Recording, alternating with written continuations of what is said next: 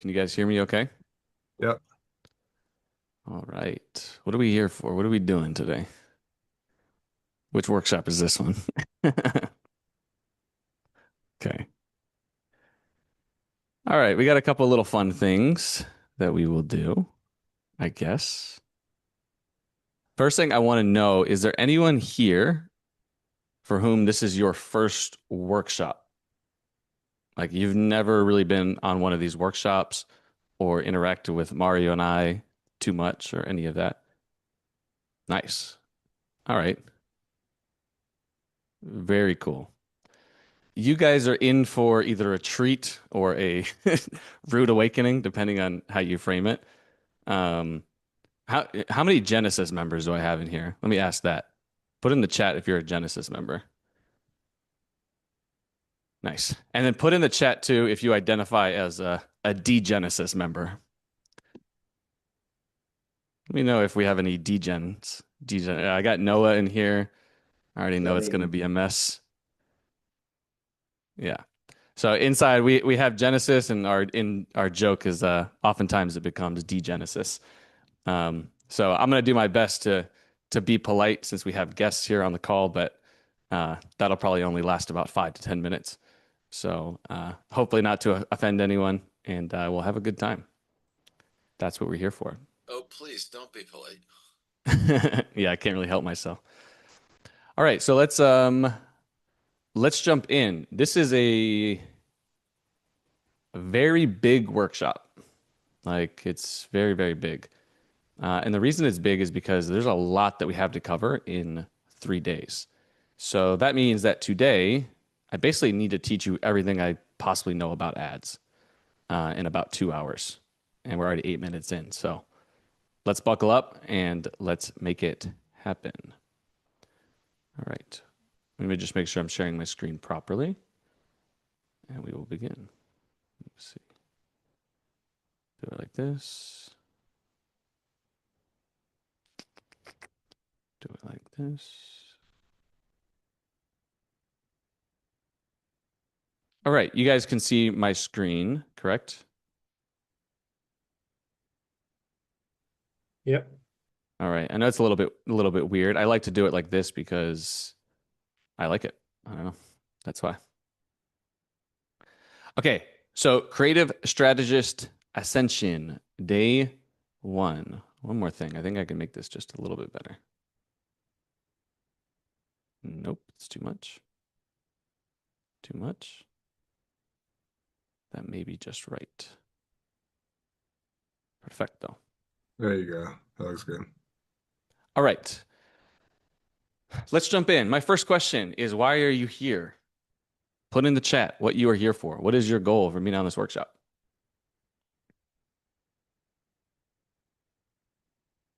Get better at ads creative. Support me. Thank you. Creative strategies, expand skill set, build brand, making ads for my future. Okay. Get rich as hell. Yes. Awesome. So this is either going to help you. The purpose of this is to help you be a creative strategist. Okay. So you could walk through this entire process. And if you have a business where you're running ads, it's going to help you give you frameworks to either do this for yourself, as well as lots of tools, or give these tools to your team, as well as frameworks for your team and some systems that your team can use to write a lot better ads. That's basically it. Okay. It's a very, like I said, it's a very, very big topic. So we're going to take as much time as we need. Uh, this will be 3 days, but pretty much on the fourth day, we'll have a bonus day where we'll do a lot of implementation to show you. And if we need more time after that, we'll take more time. Okay. So we'll do the best we can to kind of stay on schedule, but we're going to take as much time as we need to give you all the tools and resources that you have.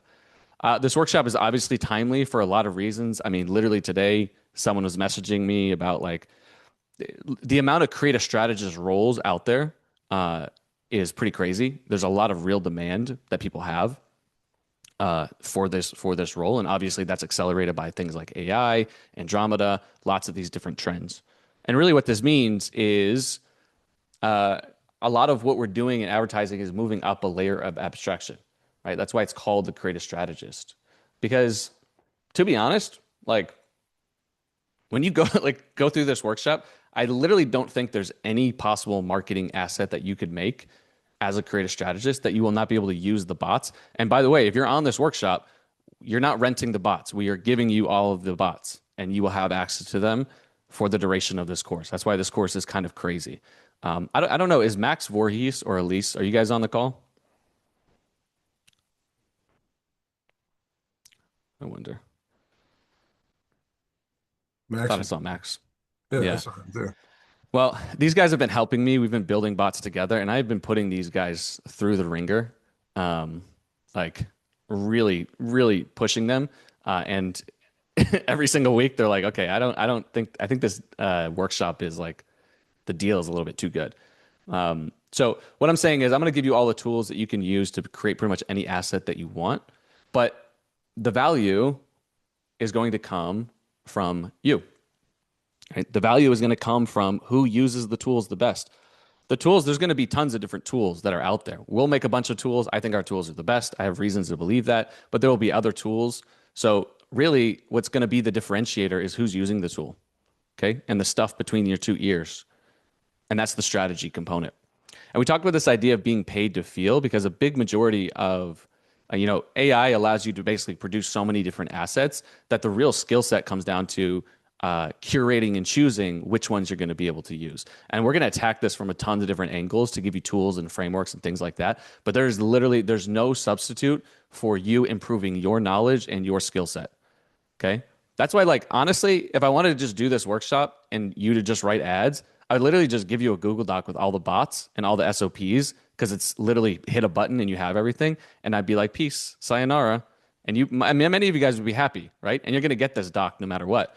But the purpose of these calls, these next 3 days or 4 days or however long we take, is to really help to up level you in terms of skill set, understanding, frameworks, concepts. And I'm throwing everything I possibly have towards you, stuff that I've been building in the trenches and that's why you should join Genesis. Exactly.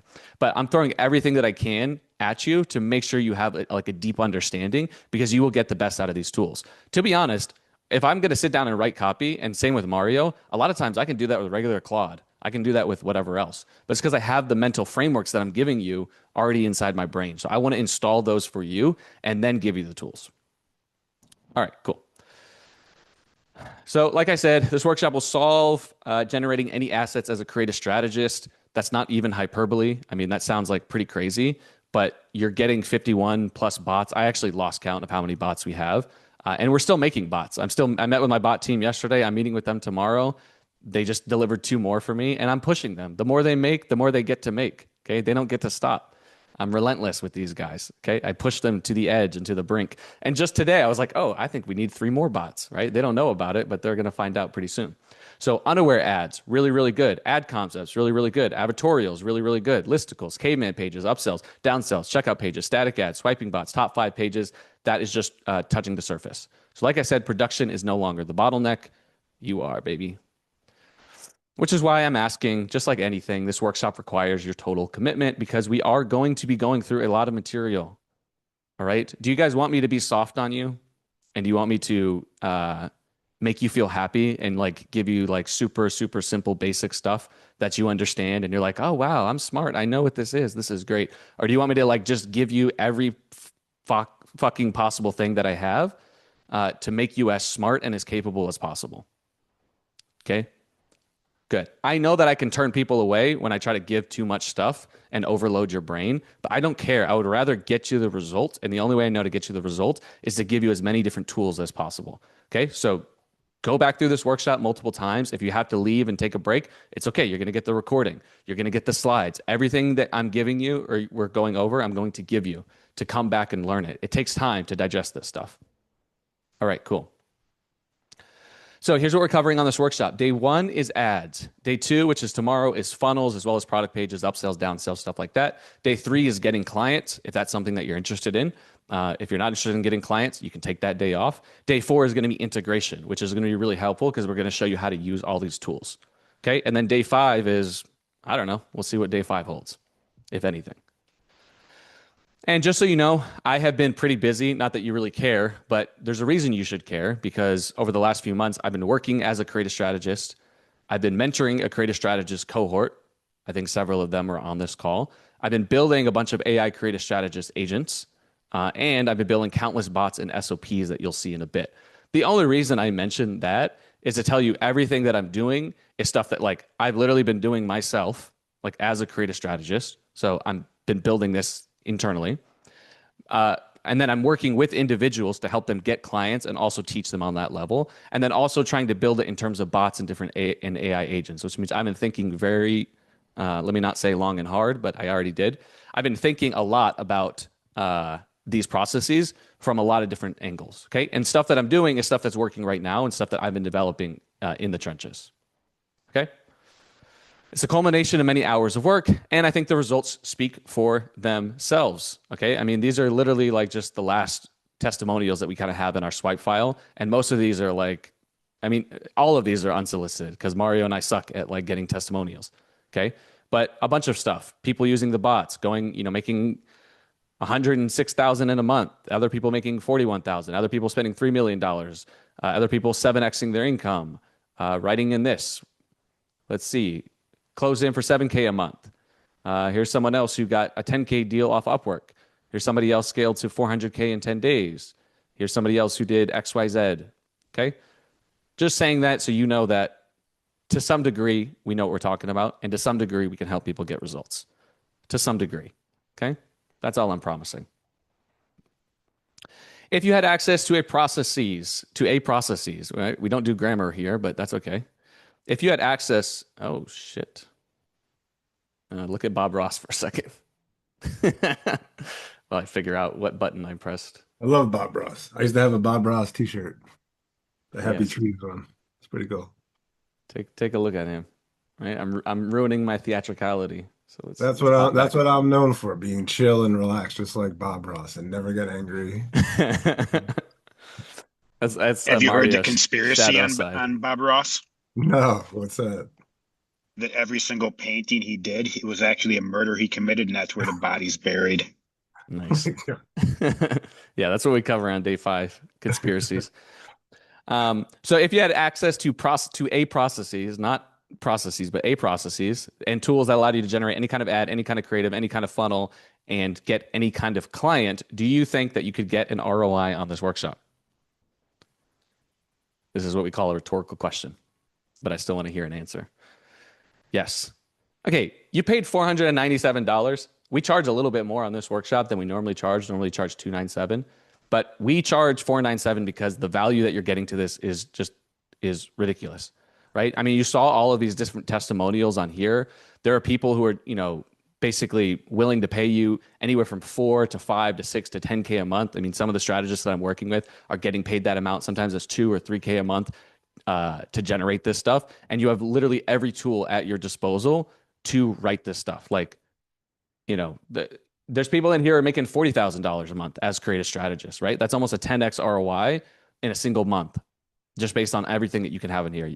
You can, if you want to do the one-man agency, that's an email that Mario sent out. Mario sent out a bunch of inflammatory emails to make people mad, which was great. Mean Mario came out. But if you watch that, like if you want to do an agency, a one-man agency, it's totally possible with these tools that are in here. And then obviously if you own a business and you just get one winning ad, this thing will pay for itself several times over. Okay. So enough of that, whatever. I just want to frame the workshop. Yeah, they were from Wario. So let's dive in. The other thing I'm going to ask is just a quick request. This is really for your benefit. I don't know why I keep doing that. This is really for your benefit. Okay, hold on. I know the problem now. All right. But I'm going to put this on here.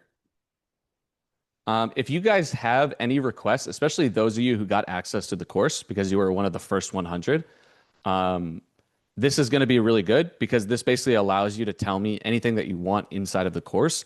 And of course, if you have any advice for me based on this, your experience in this workshop, things that you would want to see differently or bots or things that didn't quite work, go ahead and pop those in, okay? Cool.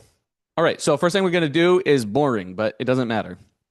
We're going to talk about ad foundations. There are some very foundational concepts that some of you know and some of you do not, but you guys need to know it. And if you already know it, you need to be reminded and refreshed and sharpened your concept and understanding. You are actually the beneficiaries of going through this material again, because it means you're not starting from scratch. You get to refine this information. Okay? So, as we know, making ads about 99% of the entire job of being a creative strategist. I think that will change. I think a lot of it is going to extend into being able to make more funnels and test more advertorials and listicles and things like that. But honestly, a lot of the jobs that are out there is just making ads. And that's because ads are really, really powerful. It's exhilarating to get a winning ad. If you've ever had an ad that scales, especially when you've been trying hard to get one and you get one that just starts printing and you're able to scale that thing up, it's exhilarating. That's super, super fun. So in order to be able to do that, you need to understand some of the language of ads. So we're going to cover some of these concepts here. Cache, awareness levels, vectors, copy blocks, and segments. Let me know in the chat if you have not heard or do not know what all of these mean. Let me know in the chat if you do not know what these concepts mean. Wow, bunch of geniuses in here. Okay, nope, no, not all of them. I don't. All right, very good. Very, very good. And then let me know in the chat if you know that you need to be reminded and refreshed on these concepts, because you can have a deeper understanding of them. Cool. Awesome. So let's go through them. Like I said, you cannot skip this stuff because this is foundational to everything that we're going to talk about a little bit later, and throughout this entire workshop. So, number one, cache money. What does cache stand for? Who knows what cache stands for? Concepts, angles, styles, and hooks. Good. You guys are on the money. Cache stands for concepts, angles, styles, and hooks. The reason I introduced this concept is because it gives you a lens to look at any ad that you're writing or have written and to understand it a little bit more. It's literally kind of like looking at the DNA of an ad. Right? That's basically what it means. The purpose of this is twofold. One, it helps you make ads, and two, it helps you analyze ads and therefore produce different variations. Okay? For example, in this workshop, we will give you a bot that will help you to find over 300 plus different concepts. So if you've ever been like, I don't know what ad to write or what to make, done. Because we're going to give you a bot that will give you literally 300 plus different concepts. Okay? Pretty powerful. You'll also get around 20 different angles. That's actually wrong. I just kind of guessed. It's actually 55. And there's about 30 different styles. And of course, there will be tons of hooks. So if you do the math, 300 times 20 times whatever, I didn't even do it. It's literally hundreds of thousands of possible different ads that you can generate using this framework.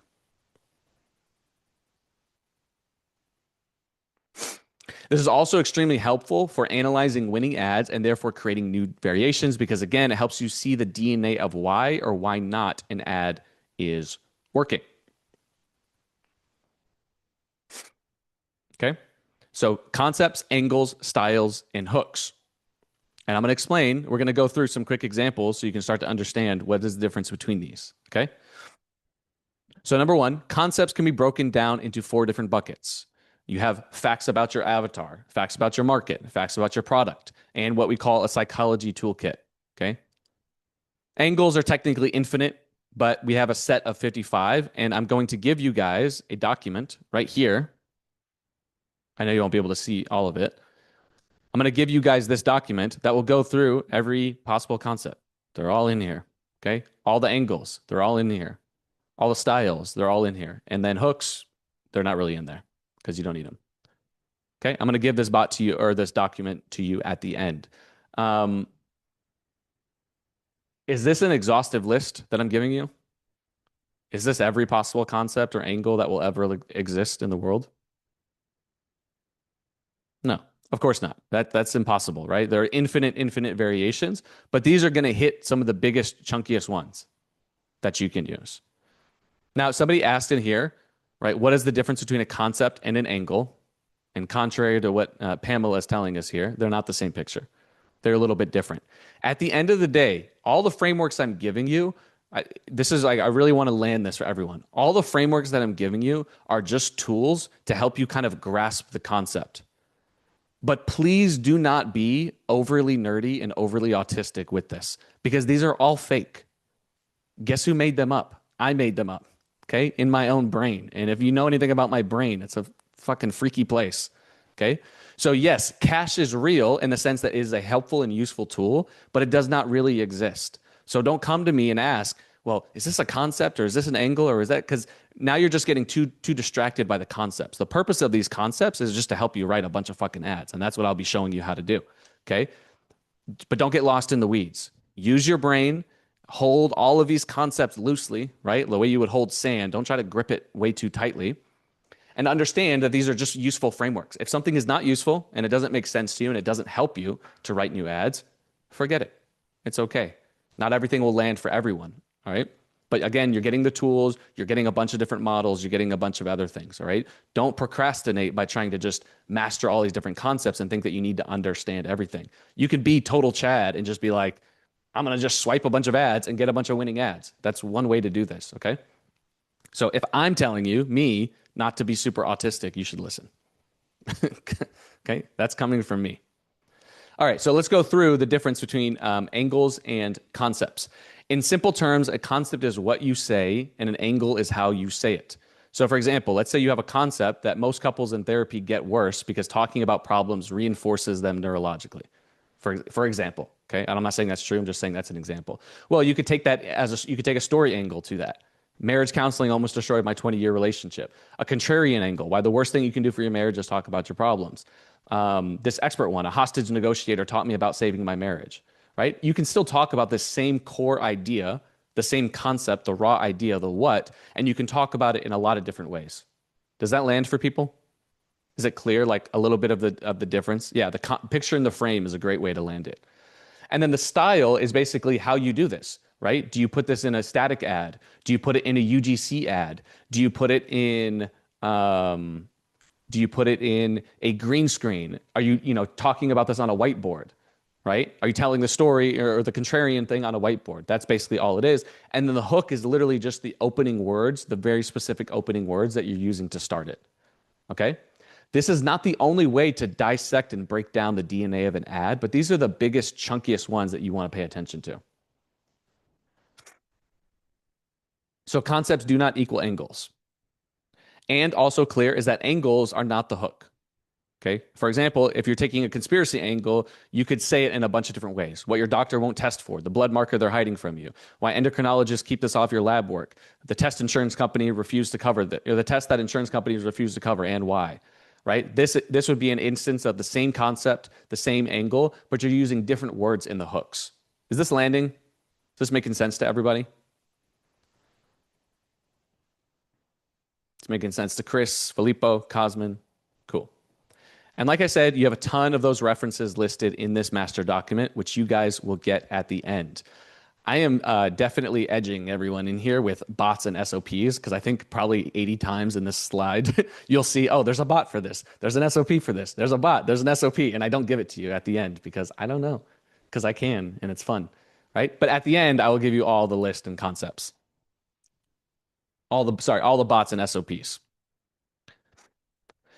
Then, like I said, you can multiply all of these things together, concepts times angles times styles times hooks, and you end up with something like 300,000 plus different ideas.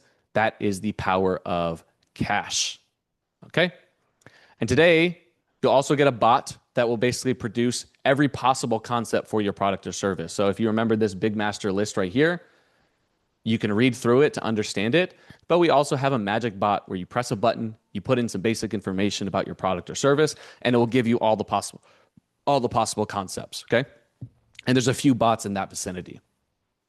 But it's important to understand this concept for later. Is everyone clear? Put in the chat if you're clear about what cash means and why it's important. Okay, we're making progress, moving pretty fast. All right, awesome. So now we need to move on to the, yeah, the bots do sound crazy. Some pretty crazy bots in there. Elise is one of our bot builders, and she named her file today "Elisa's Bitchin' Bots," which I think is pretty good. All right, so now we're going to talk about awareness levels. Fun, fun, fun, fun, fun. All right, we covered awareness levels last time. Many of you guys know awareness levels. Awareness levels are sort of like a, not a beginner concept necessarily, but it's sort of a medium advanced concept. We're not going to belabor the point, but I'm just going to make sure that we're all clear about them. Before we talk about awareness levels, I do have a confession to make. Who was here on the last call, last training, where I basically shit completely on unaware ads and awareness levels? Yeah. Who was witness to that? Who was witness to all of those things? Eugene, all my beefing with Eugene Schwartz. Yeah. And then I went ahead and made this video, less than a month later. Yeah. Oops. Sorry, guys. The only thing I can say in my defense is to quote the illustrious Mr. Walt Whitman. Do I contradict myself? Very well. I contradict myself. I am large. I contain multitudes. Okay.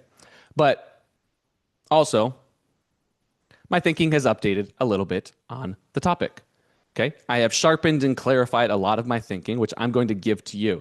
Everything I shared in the last workshop still applies, but I'm going to just sharpen it a little bit. Okay.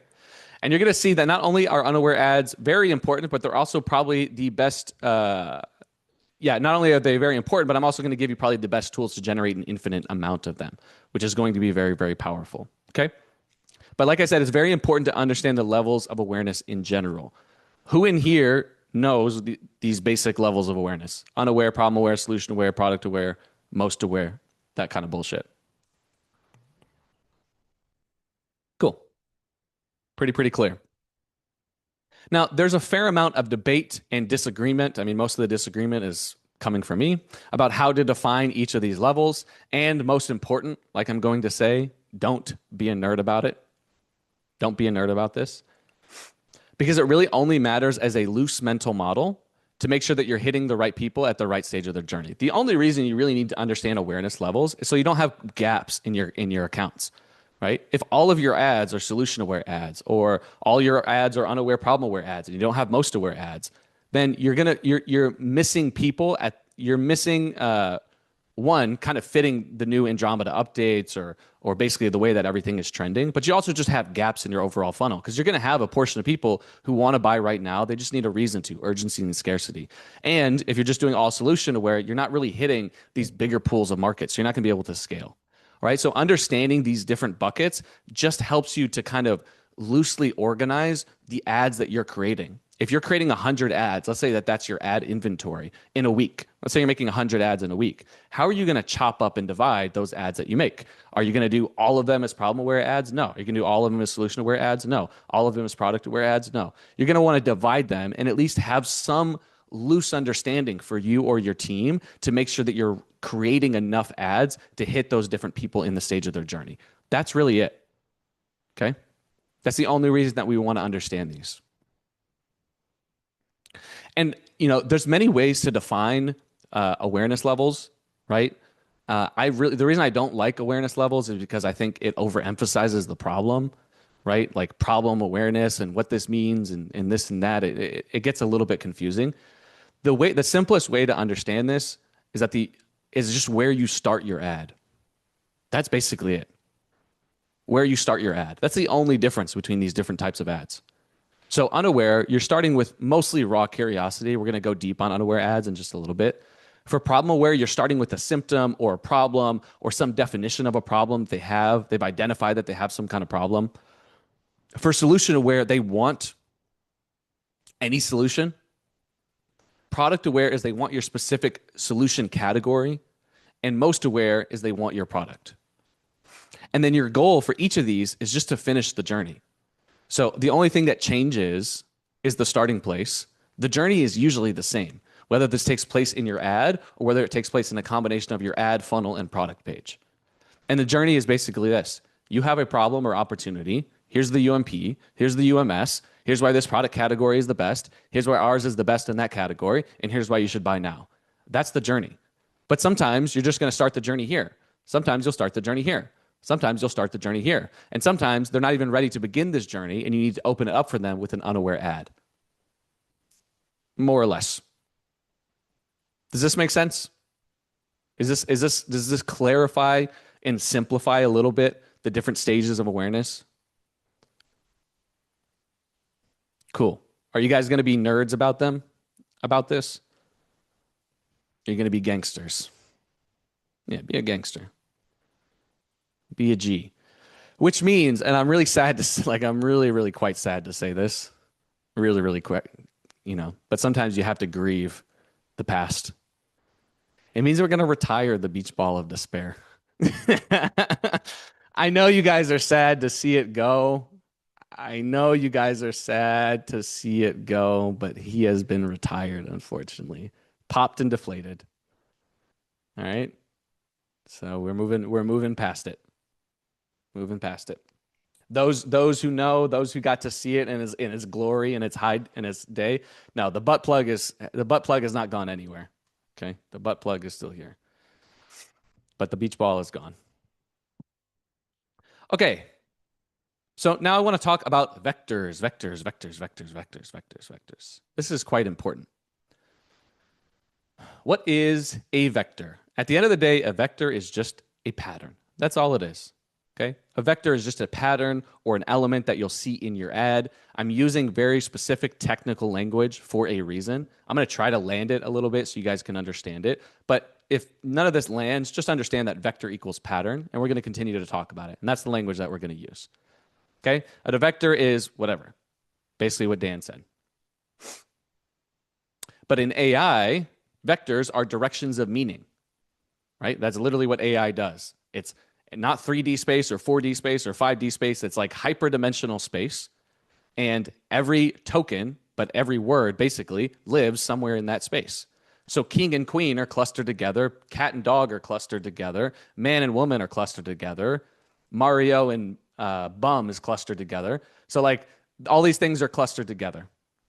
Okay. And they live along different vectors, which are basically dimensions, right? So if I tell you to make something more specific, you understand what I'm talking about, right? You're moving along the line of specificity. If I'm telling you to make something more aggressive, right, in terms of advertising, you understand the line that I'm telling you to go for. If I'm telling you to make something more concrete, you understand what I'm talking about. Okay? So these are just directions or vectors or dimensions of meaning. That's basically it. So that's basically how AI works. And you do the same thing with ads. In fact, you guys probably already do this. Okay? You read enough ads and patterns jump out. And each pattern is just a vector of meaning. For example, cash are individual examples of vectors, right? Concepts, angles, styles, and things like that. Okay? But you can also look at, elements inside the ads like the surprising culprit or objects that do things or testable proof. Don't worry about these. We're going to cover these a little bit more. Okay? Those are like chunky vectors. But there's also things like specific numbers, location, sensory language, future pacing, all of that stuff. The reason I'm bringing this up is because one of the most powerful tools that you can develop in skills is to look at an ad, or more likely look at a set of winning ads or ads that are kind of working, like an ad with traction. So you have winning ads or ads with traction, and you're kind of looking at all the elements and patterns within those ads and asking yourself, why are these ads working? Or why do these ads have kind of start to work? And start to make educated guesses about what's going on. Is it the concept, for instance? Is it the angle? Are they just resonating with the style? Are they resonating with the spokesperson? Are they resonating with some combination of these things? Or maybe it's something that's a little bit more subtle. Maybe they're resonating with the specific proof point that you have. Maybe they're resonating with the price justification that you have. Maybe they're resonating with some of the emotions, right? Or some of the conspiratorial stuff or some of the victimization stuff that you have in your ad. This is a really, really powerful skill to have. And again, whatever language lands for you, actually, let me know in the chat what language lands for you and if I'm making sense. Is it patterns, vectors, elements? What's landing for you in terms of that language? Yeah, I'm supposed to have a specific ad here, but I just didn't really pull it out. Okay, so patterns, dimensions, cool. So for vectors, perfect. Vectors, just think patterns. Okay, I'm going to continue to use the language of vectors because that's just what I'm going to continue to do. But translate it in your mind to patterns. All you're doing is you're looking for patterns within the ad and asking yourself, okay, what is working? Why is it working? And how can I basically feature that more? right? And by the way, AI is the best pattern detector you'll ever imagine, especially Opus 4.6. It's cracked. Put all your ads in there and just ask it, what are the patterns and why is this thing working? It'll give you a bunch. And then you are responsible for feeling as the human and as the individual, okay, I have an intuition or a guess or a feeling that this is working or this is working or this is working, etc. Okay. Only thing is vectors gives you a more precise vocabulary for what you're doing. And if that's too complicated, just think vectors equal patterns. Okay. You guys clear so far about what vectors mean? I know I'm warming you up slowly, but I need to make sure you guys get this. Cool. Awesome. All right, let's move to another one. An oldie but a goodie. Copy blocks. Who in here does not know what copy blocks is? Does not know what copy blocks is? Identify yourself. Andres, Alex, Luke. That was weird to see. Michael, Kelvin, excuse me. Jim. All right. So we're going to go through, and who does know what copy blocks are, but recognizes that you can always use another refresher. Cool. Awesome. So we're going to go through copy blocks because, to be honest, like, not to toot my own horn, but I think copy blocks is the best thing that we ever really came up with. To be honest, I use it all the time. When I'm giving feedback, I use it all the time. When I'm writing copy, I use it all the time. When I'm talking to bots, I use it all the time. It's so fucking simple, and it's just so powerful and robust. And it is so helpful when you're writing ads or funnels. Like, we're going to use this so many different times, right? So it's very, very powerful. Like I said, unless you've been living under a rock, you've probably heard us talking about copy blocks. So I'm not going to belabor the point, but they're still one of the most powerful conceptual frameworks when it comes to doing any kind of advertising, which is why I've gone ahead and added the copy blocks training to everyone's account. Okay. Not really, actually. Nobody knows that I'm doing this, including Mario, or the support team, but, Karen or Daniel, if you're here, let's just go ahead and figure out how to do that. Okay. This is the announcement. Okay. I already did it, but it'll happen by end of day today. Okay. The copy blocks training in your account. There's a 33-minute version. There's a long ass version and a 33-minute version. Just watch that one. It's done. Okay. There's also a free YouTube video, but I'm giving you the better one. So just watch the better one. It's very powerful. But I'm going to do a quick run through because we're still going to talk about these concepts. So I just really want to make sure that you guys have it. Okay. And it's so simple. You'll be able to grasp it in literally 2 minutes. Somebody can time me. Copy blocks. There are 6 copy blocks: pain, promise, proof, curiosity, constraints, and conditions. Pain is what you don't want. Promise is what you do want. Proof is why you should believe me. Curiosity is typically anything that's interesting and curiosity invoking, pretty on the nose. It's also your mechanism, how you go from pain to promise. Constraints are basically objections, but they go one level deeper. Objections are external, about a product or about an idea, and constraints often touch on internal things like values, whether they have limiting beliefs, things like that. Okay, and the big 3 are always time, money, and energy. And then, of course, there's conditions, things like scarcity and urgency, or anything you use to kind of call out an audience, right? And then what we do oftentimes is we'll basically paint pain, promise, proof, curiosity, constraints, and conditions in these colors here to kind of color code them. So you could look at, for example, a headline like this. Okay, this is not really a good headline. I just use it over and over to illustrate a point. And you could basically say, how to go from struggling freelancer to highly paid creative strategist. We have pain and promise. Pretty clear, right? How would you guys rate this headline on a scale of 1 to 10? -3, 5, 5. Yeah, I would say it's like a 3 to a 5, maybe a 4. Okay, what's missing? What's missing in terms of copy blocks? Proof, constraints, curiosity. Good, you guys got it. So you could do a headline like this. I'm also not saying this is the best headline, especially since I'm going to tell you how to do cold outreach, Upwork, and job boards to make tens of thousands of dollars every single month. Okay, so this headline is a lie, basically. Some horrible person wrote this headline, and they're wildly misformed. But what's really cool is now you can come through here, and you can use all your little blocks because we like colors because we're human-minded. We're very simple creatures. We want to see colors.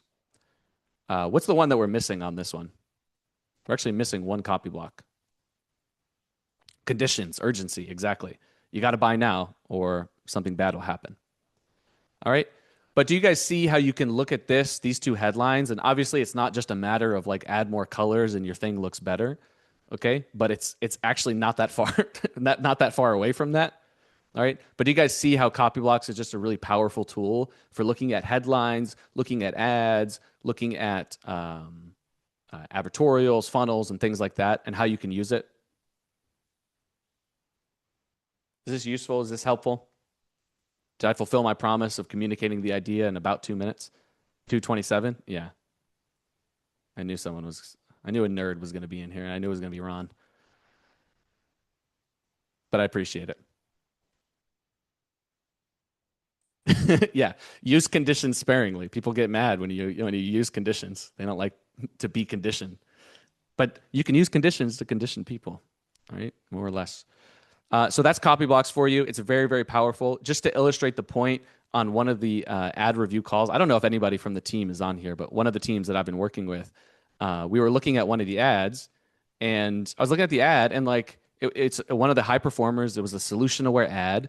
There were good things about it, but the best thing about it was like it was just the basics done so well. The tone was perfect. It read like it came from like a real person. Super good tone. The language was so simple, like third, fourth grade language. But the most important thing is every single copy block was in there, and every single copy block was good.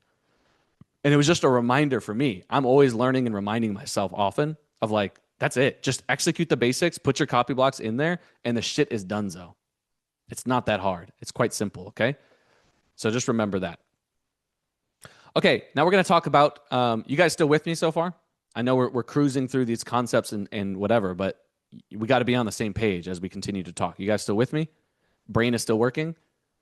All right, we don't need a nootropic break? Okay, cool. Is it useful and helpful and refreshing to revisit some of these fundamentals? The answer I'm looking for is yes. Exactly. I need lots of groupthink to get everyone on board. Beautiful. All right, so now let's continue. Let's talk about segments. Okay, we talked about segments last time, and we're going to talk about them this time. And we're going to go through it quite quickly. So you need to figure out who you're talking to. Your market is your total pool of possible buyers, and your segment is a slice of the market that's different but relevant enough. All right? Defining your segments is really important. So how do we define a segment? And the answer is there's no right answer. Okay? A segment is a useful fiction. So basically, you have an entire pool of all possible buyers, and it's up to you to kind of slice and dice that whole total market into segments that make sense to you. The perfect platonic ideal of a segment is one person, like Phil. I just want to talk to Phil, directly to Phil. Phil is my Sorry, Phil, you're just on the screen, so not to call you out. But I want to talk to Phil, okay? And I'm going to talk about everything in Phil's past and every doubt and objection and whatever. That's basically sales. Right? You're talking to one person. That's the platonic ideal. But guess what? Even though Phil is a unique individual with a unique thumbprint, there's probably a lot of people like Phil, right? There's at least a group of people like Phil who have similar objections, similar whatever, similar experiences. And so we can lump a bunch of Phils together, right? All right, that's enough, Phil. I'm not going to use you as an example anymore because it's just going to get weirder from there. But you can basically cluster these groups of buyers and individuals into segments, and you get to define what those segments mean for you. Fotis, yes and no is my answer. Okay, we'll talk about it in a second. Typically, a segment is built around your core desire, which is pain or promise. That's literally probably the most important thing, right? If you're selling something that helps with gut problems, right? You could have a segment for like menopause. You could have a segment for, they have gut problems, and that's actually not a great example. Let's say it's like a pain or inflammation supplement, right? You could do one that's like joint pain. You could do one that is, muscular, whatever it is, right? So pain and promise is the biggest one, but you can also pay attention to constraints, right? We're already using our language, our tools, the demographic. So for instance, sometimes you have you want to divide it by men and women. Sometimes you want to divide it by young people like myself or old people like Mario. You want to like split those. Sometimes you want to not do awareness and sophistication. It's mostly constraints, desire, and demographics. Okay. Some of the examples that we showed from last time were, for example, for grounding mats, you might divide it by different pain points like pain, sleep, or heart. We looked at the plant juice one, which is an organic plant fertilizer. And we basically talk about there's two segments. There's a segment of the market that just wants their plants to grow at whatever cost. They don't care if it's Miracle-Gro or your product, which means you just need to talk to them about how fast your stuff will make it grow. And there's a segment of the market that really needs this stuff to be organic. Okay. And obviously you can talk to those two differently. Now, here's a question. Can you talk, for example, to the pain, sleep, and heart market at the same time?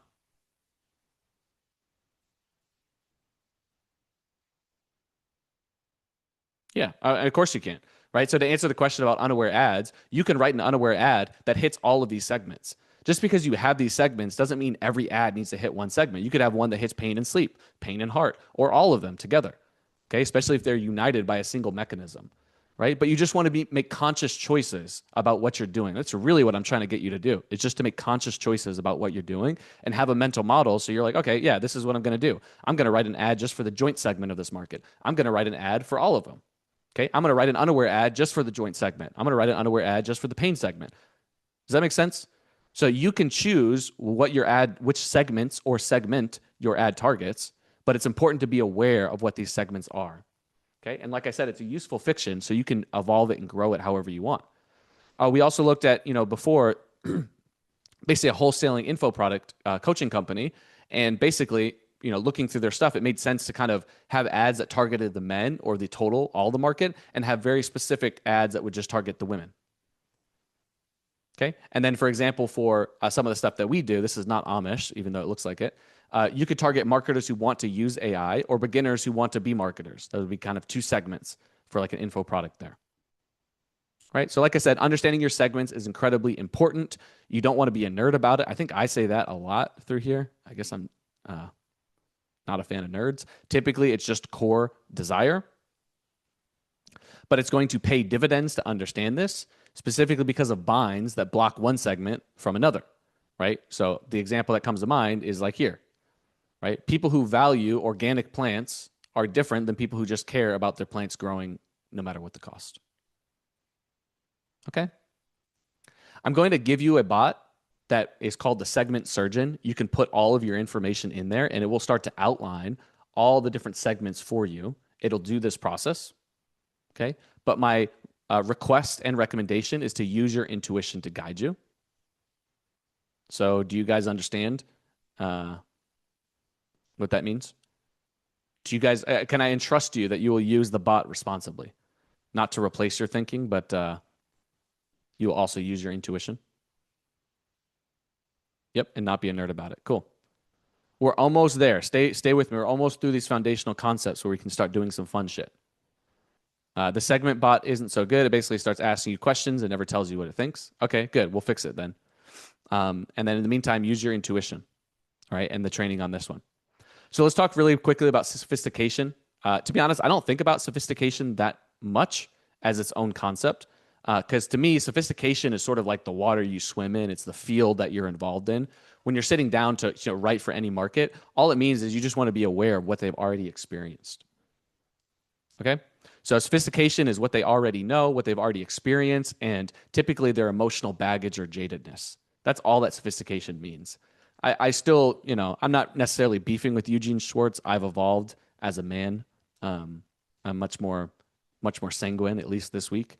And so I'm not really beefing with him, but I don't think the model is sophistication where it goes claim, bigger mechanism, and then you're done with the game really makes sense. I think the market is always moving and always evolving. And so it's better to think of sophistication as just the overall friction in your market based on what they've already done, what they've already experienced, and then their emotional baggage or jadedness.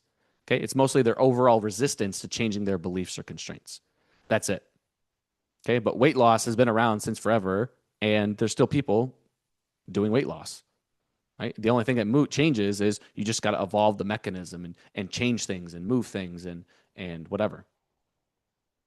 Okay. Does that make sense for everybody?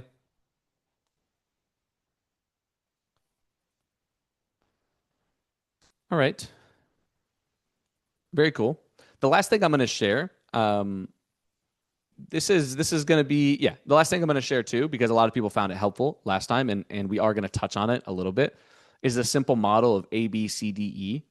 I don't always use this or think about this, to be fair, but some people do and find it very helpful. And like I said, it will come up in a little bit. Okay. So this is basically the answer to a simple question, which is what's the purpose of any single ad? Like take all the concepts or anything you could say in an ad. What really is the only thing that you're doing with an ad? And the answer is basically you're getting attention, you're shifting beliefs, you're eliminating constraints, you're creating desires, right? Or activating desires, and then you're giving them excuses to buy. Sometimes you do one of these, sometimes you do many of them. That's basically it. Okay. Cool. So to summarize everything, we have cache, awareness levels, vectors, copy blocks, segments, and one more, sophistication. Pretty easy, right? You guys feel like you got a good handle on that? And we're ready to rock and roll? Everybody's on the same page with these foundational concepts? Cool. So let's keep moving. One of the most important things that if you were late, someone can maybe put in the chat what cache is too, and then of course you can come back and watch the replay. So now we're going to move into part 2, which is coming up with winning ideas. I mean, do you guys want to be winners or what?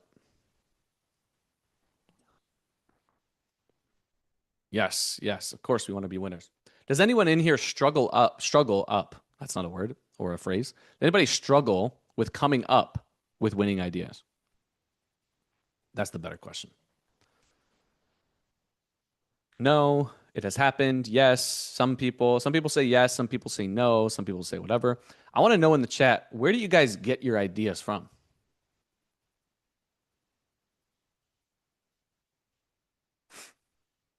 From the ether, customer emails, the ether, swipes, psychedelics, humor, research.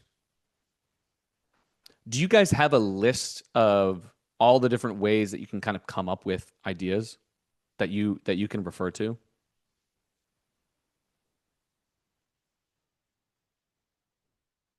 Some people say yes, some people say no.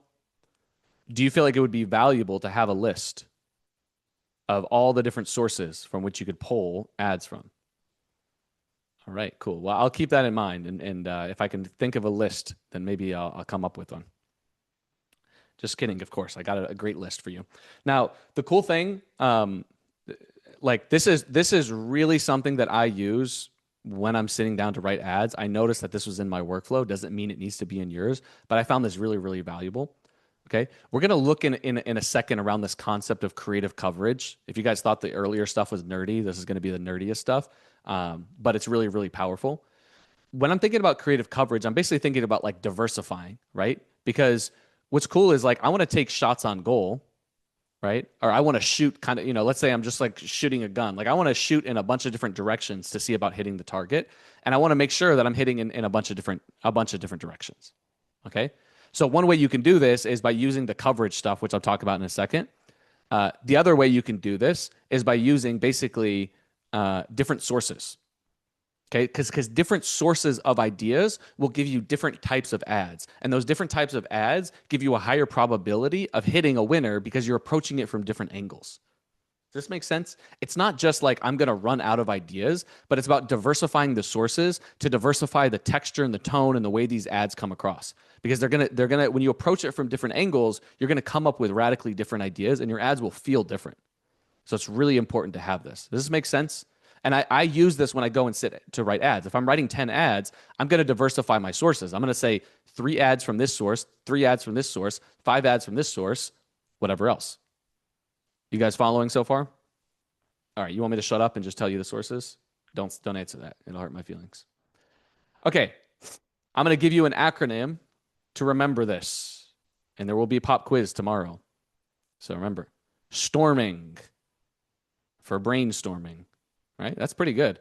Actually, Opus 4.6 did this. It spent about 10 minutes trying to come up with an acronym, and it finally came up with one that was pretty good. Storming. So let's go through these core sources of ads. Number 1, swipes. Number 2, templates. Number 3, organic. Number 4, research. Number 5, the matrix. We'll talk about what that means in a second. Also called coverage, but we'll call it matrix. Number 6, internal vectors. Number 7, new style or format. Number 8, gambits. That was the one we had to change a little bit. You can call these wildcard ideas or the ether, like a lot of people talked about. These are the 8 core sources of ideas. Storming. Gambits is basically when you sit down and you go in the shower and then an idea pops in your brain and you're like, I'm doing that idea. Okay? It's coming from the ether. A gambit is basically like a guess, you know? That's really what the word means. And that's where you're going from. Templates is a great question. A template is very cool. I got some cool stuff for you with templates. Does this make sense? Is this useful to have this list and be like, okay, cool. I can pull from this. I can pull from this. I can pull from this. I can pull from this. I can pull from this. All right. So pretty easy. Swipes. I don't know. I just thought this was super cool. Kind of funny. I had to put this in here. Okay. Swipes is really easy. You find what's working. You adapt it. It's the oldest move in the book, and it's still one of the best. Okay. Swiping is fucking annoying to me. I hate swiping, to be honest. The reason why is because I like to think and make things harder for myself. Okay. I don't really like swiping, but it doesn't really matter what I like. Swiping is probably one of the best ways to get ads. Like, why would you spend your dollar to see if an ad works when you can just let someone else spend their money and go on Facebook ads library and sort by impressions and be like, swipe, swipe, swipe, swipe. That's really the smartest thing. Okay. Now, the only problem with swiping is that you do kind of end up in a circumstance where you're like a dog chasing its tail, right? Where if you're just swiping from a competitor, you're never really getting ahead. You're never really innovating, never really pushing things. And it's not as fun. It's not as creative. All right. But I still put it first because it's like the simplest thing you can do and the highest leverage thing you can do. Similar to that is you have, oh yeah. And by the way, for swiping, you can swipe direct competitors. You can swipe adjacent cousin markets. Okay. What does that mean? It just means a market that's kind of similar. I'm not really going to try to define it, but you can go for them. And then basically, you can do cross-industry stuff. And then Chris says, is this tiered from least to most original? Pretty much. Pretty much. From least to most original. It's also kind of tiered from priority. Like this is how I would prioritize things. I might change it a little bit. I guess I reordered it to fit the acronym, but more or less it kind of follows that. Templates are pretty easy. You basically have a proven formats that you can, that have worked for decades, and then battle tested structures that you can fill in and run. Would you guys like a bot where you can basically press a button and get 75 ads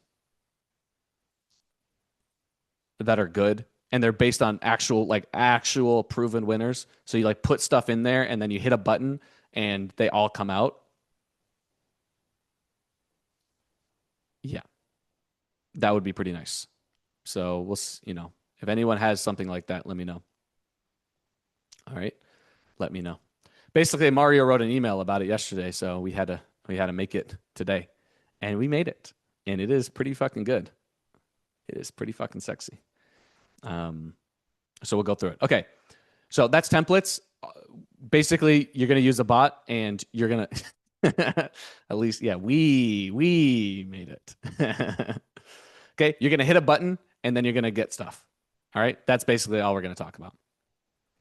Now we're going to talk about organic. Do you guys use organic to come up with ad ideas? How do you guys do it? Curious. Type it out.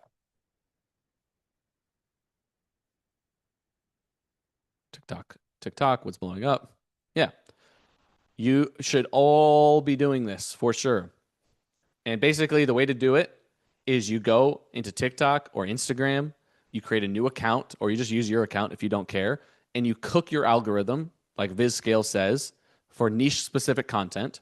And then whenever you need an ad, you just go and you scroll and you find a cool idea. And typically this is my process. I'll find a cool idea, and then I'll look at how many likes it has or whatever. I'll go into that person's account. I'll look at the average. Again, this is not a nerdy process. I just go into the average and I look at okay, how many views does this account normally get? Okay, it normally gets 50,000 views per video. And then I'll just go through that account and I'll be like, let me look for the outliers. And I'll be like, oh, here's one that has 200,000. Here's one that has 1 million. Here's one that does whatever. And then all I do is I take that idea and I want to copy the hook as detailed as possible, take that hook and then slap it onto the rest of my ad. Because most people on Instagram or whatever, the feedback loop is so clear and those algorithms are so good but they're so good at creating attention. And because it's basically free, right? There's not a cost in terms of spending money. They can post as many times as they want. Their likelihood, one, their ability to train their own intuition and their likelihood of actually getting winners because they're doing more means that they're going to actually find the most viral. Like they're better at what I'm trying to say is they're better at hooks than most copywriters, right? They're so good at getting attention. The part where they fail, oftentimes, because that's not really their intention, I'm sure they could do it if they wanted to, is going from attention into kind of cooking down to and then going from attention and then kind of breaking it down into actually conversions, which is the hard part. Okay, we'll talk about that and show you how to do it. The next one is internal vectors. We already talked about what that means. Basically, you have an ad that's working. Okay, all you do is you go through and you look for the patterns inside that ad, and then you figure out what you're going to do. Okay, I come up with a lot of winning ads this way. This is one of my best things. You go through and you're like, all right, what are the patterns in here? Okay, this is interesting. All the winning ads mention X. So what if we just did an ad focused on X? Or all the winning ads have really good price justification. What if we did an ad that just focused on price justification? This makes sense?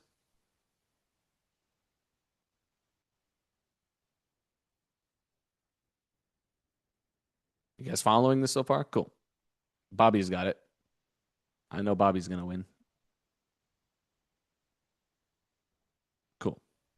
The next one that we're going to look at is new styles and formats. This is quite interesting. What styles or formats have you guys seen trending lately? Cartoon. Yep. Stick figures, animated fruits, B-roll with text. Yep. Infographics, podcast. What I found is basically because AI has lowered the barrier to these types of creatives, that there are a lot of runaway effects where someone kind of stumbles into or tries a new creative and it just works really, really well because it stands out. It's something that people haven't seen. So it's really important to be aware of that. Again, you can have a separate process for this by following people organically or just paying attention to ads. But it's very valuable to be like, okay, these animated fruit ads are working. How can I write an ad around that? Most people start from the idea first, especially if you're a copywriter, right? Or creative strategist. You kind of live in the world of ideas and stuff like that. But a lot of times it's very valuable to start from the creative itself. Start from the style and the format, and then reverse engineer what messaging would fit for your product or service. Is that clear and makes sense as a source? Podcast and street interview. Yep. Makes sense. Cool. The next one, of course, is research and comments. Who in here doesn't read every single comment on their ads, especially their winning ads? Yeah. You should fire yourself or at least slap yourself on the wrist. Some of your best ideas are going to come from the comments, right? It's like, it is such a gold mine. It is such a gold mine. I forget to do this myself too. But like the comments on Instagram videos too, but especially on ads, when you have an ad that has a lot of engagement and you'll find a comment that has a ton of engagement on it. It's like your audience, your pool of buyers is literally telling you the type of stuff that makes them feel something and they're happy about. Right to jail, right away. Exactly. Ad comment scraper. Yes, you can use comment scrapers. You can use whatever else. It is such an amazing source of ideas. I've seen a lot of ads work really, really well that were just pulled directly from the comments. Okay, we'll also talk about matrix and coverage. We'll talk about this in a second. And we'll talk about Gambit. I don't know why this one makes me laugh so much. Talk about Gambits. That's basically just wildcard. You guys already know how to do this. You stand in the shower, okay, and then ideas come to you. You know what's really amazing, though, about this list is that you're basically cooking your intuition. Kind of in the same way that you would cook your algorithm to follow things. If you follow this source of swipes, templates, organic, and you're saturating your brain and your mind and the stuff that your market's responding to and the stuff that's going viral and new styles and new formats, do you think that your ideas... Yeah. Do you think that your ideas are going to be a lot better? Cool. I mean, yeah. And Brian, I'm glad you say this is good stuff. To me, this is like the most important thing. Like just having a source of ads. It's like, all right, you got to go write some ads. Just pick from a bunch of these different sources. Done. Make sure it hits some of the awareness levels, and booyah, you're done. Use the bots to write it. That's all you need. You're writing ads. It's not that crazy, not that complicated. Cool. Beautiful. So, questions about the sources before we move on?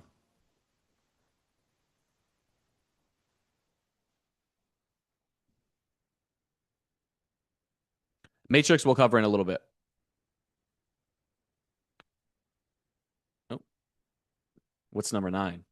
You'll never know. You'll never know. You got to buy the upsell. I knew Mario was going to like storming. I knew it. I know what he likes. I know what he likes now.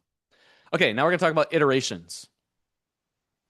Best sources working across accounts right now. Tips for knowing. Yeah, I mean, Facebook ad library basically sorts by impressions now, which is pretty good. So high impressions typically means it's running well. And then there's different spy tools too, and I'll give you guys a list of those. There's so much material that I had to give in sources that I've probably forgotten a lot of it, and I'm like literally trying my hardest to remember to give you guys everything. So, if there's something that you feel like would be helpful, just let me know, because I probably have a resource for it and I might have forgotten about it. All right, we're going to talk about iterations and variations. Now, the one thing I've seen is that typically right now in the current ad environment, net new ads are doing better than just variations and iterations. Every account is different. I've heard other people say differently. They're still testing tons of variations and iterations, and it's working for them. Okay. However, from what I've seen, the current ad environment is going to prioritize net new ads. And I've just given you a bunch of different ideas and sources of coming across with this. But of course, this still means that when you have a winning ad, you want to keep that ad as alive as possible, right? And you want to basically create iterations and variations around that ad to find more optimization. And like I said, just to refresh it and keep it moving forward. Make sense? So iterations and variations. I mean, how do you guys think about iterations or variations? Kind of put in the chat like the way you think about this. Net new ad means it's just a totally new concept or idea. Okay, I mean it's more of a spectrum, right, between a variations and a net new ads. Gaston says style or format. Yep. Hook stacking, good. New avatars, new scene, style, format. So this is a lot of style and format stuff. Finding a winner and remixing it, changing the hook, the format. So I see a lot around hooks, formats, and avatars. Don't be afraid to ask any questions. Iterations and variations are the same thing. I just sometimes use more obscure language, and I just don't know why. It's just how I am. Okay, I can't use normal people language, so that's how it is. Change one thing at a time. Cool. Sometimes trying different segments. Awesome. I'm just going to give you a very simple framework to make it really clear for you what it is that you can do. All right, there's 3 core moves that you can use to do this. So number 1 is you can take a winning ad and just swap the segment. That's actually like quite easy. Let's say, for example, you have something like it's, you could talk about joint pain, or you could talk about some other kind of like inflammation. Maybe it's like joint pain, and maybe it's like back pain, right? They're kind of similar, but let's just say that they're 2 different segments. You could take the same ad that's winning, and you're just swapping out a lot of the pain points. Again, this comes back to copy blocks. You're just swapping out a lot of the pain and promises. And a lot of everything else in the ad can stay the same. And if the ad is already working, you already know the concept, the angle, all those things are cooking, you can just swap out the segment, right? Or let's say you have an ad that's like working really good for estrogen for women, just swap it to the inverse, testosterone for men. This makes sense? I've seen this work quite well. And so I want to make sure you have a vocabulary and a concept for it so that you can use it. Right? That's why understanding your segments is so powerful. Because once you have your segments, you can just be like, whatever. In fact, it would be really cool if you had a bot where you could put any ad in there and put whatever segments that you got from your other bot and say, give me a bunch of different variations and iterations. That would be kind of cool. I don't know. Just a thought, just an idea. Just a wind of fancy that crossed my mind. All right. The next thing is you can swap mechanisms or intermediates. This is one I don't see a lot of people talk about, but it is quite powerful. All right.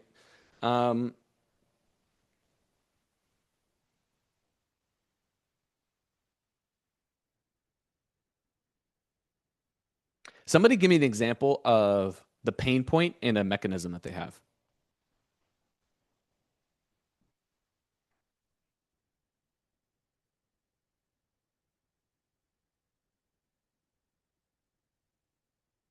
Yeah, Molka, I would suggest that don't get caught up in the semantics. That's your language for it, and this is our language for it. But if you're getting caught up in the semantics, which I see you do quite a little bit in these chats, you're going to lose out on actually getting the information from this. Okay? So pay attention to the spirit and the things that are in here. That's going to be more helpful for you to get value from this. You can call it iterations, you can call it variations, you can call it Oompa Loompa polka dots. Doesn't really matter what you call it. For now, focus on the concepts that are being communicated. So somebody says, problem, dry skin. The UMS is collagen drought. Okay, that would be the UMP, right? So dry skin, collagen drought. Let's see, pain, childhood trauma.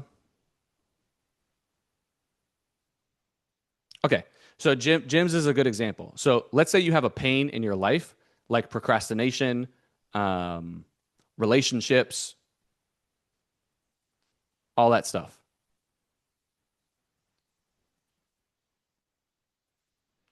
Then let's say that your mechanism, the flow, basically goes from, okay, you have a pain which shows up in your life. That's basically from childhood trauma. From childhood trauma, you need to have somatic release, and the type of somatic release that you need is breath work. I'm going to put this in the chat. You guys see that this little chain right here? Okay. So the mechanism that you have is probably, I would say your mechanism is breath work, right? That's how your product works, for instance. That's what I'm assuming. Your mechanism is breath work. But in between your pain point and your mechanism are all of these intermediate steps, right? Childhood trauma. You also have things like somatic release, etc. Right? So you have a couple little steps in between your pain or your problem to your actual mechanism. And there are probably different directions that you could go for. Instead of childhood trauma, you could probably go, you have negative programming, and it's programmed inside your nervous system. And so you need whatever else, right? Do you see how this is a different path to go from the same problem back to our mechanism? From childhood trauma to somatic release, from programming to nervous system. Yeah, kind of what Mario put on there. Does this make sense? The example, I'm going to use the example from the grounding stuff. I try not to give away too much of what we did there, but I'll share this. So for example, in grounding, the pain would be things like, it could be sleep, actual pain, it could be heart problems, etc. The path that you go down could be, this is a function of cortisol or a function of inflammation. And the solution would be grounding. So for example, the pain is sleep, pain, heart. The intermediaries, the individual steps between your pain and your mechanism, are things like cortisol, inflammation, whatever. And then your actual solution or mechanism is grounding.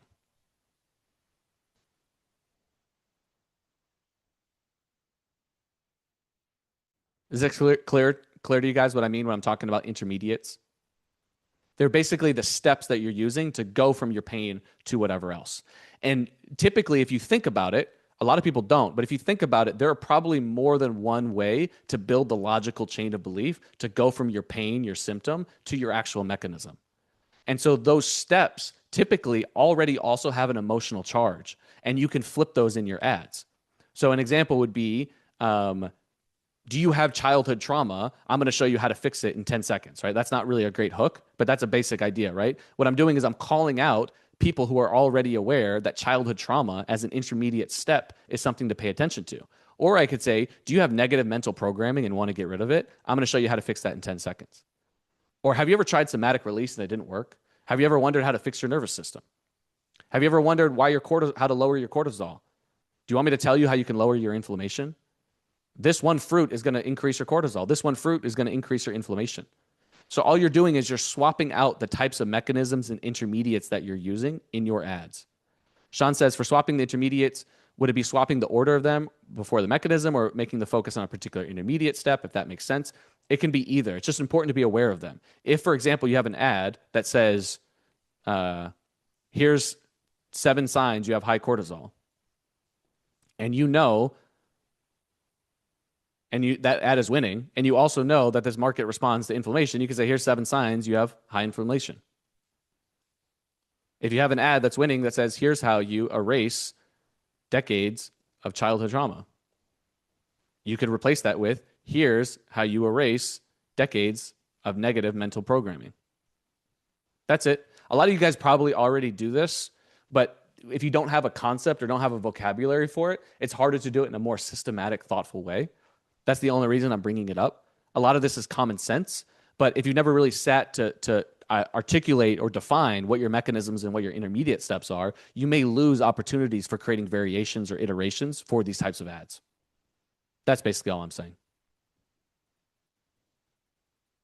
Right? It's easy to get hung up on this. This is one of those things that's easy to fall into the nerd trap. But at the end of the day, like I said, a lot of it's common sense. It's just to be aware of the vocabulary and language, because you'll find new opportunities if you can do that.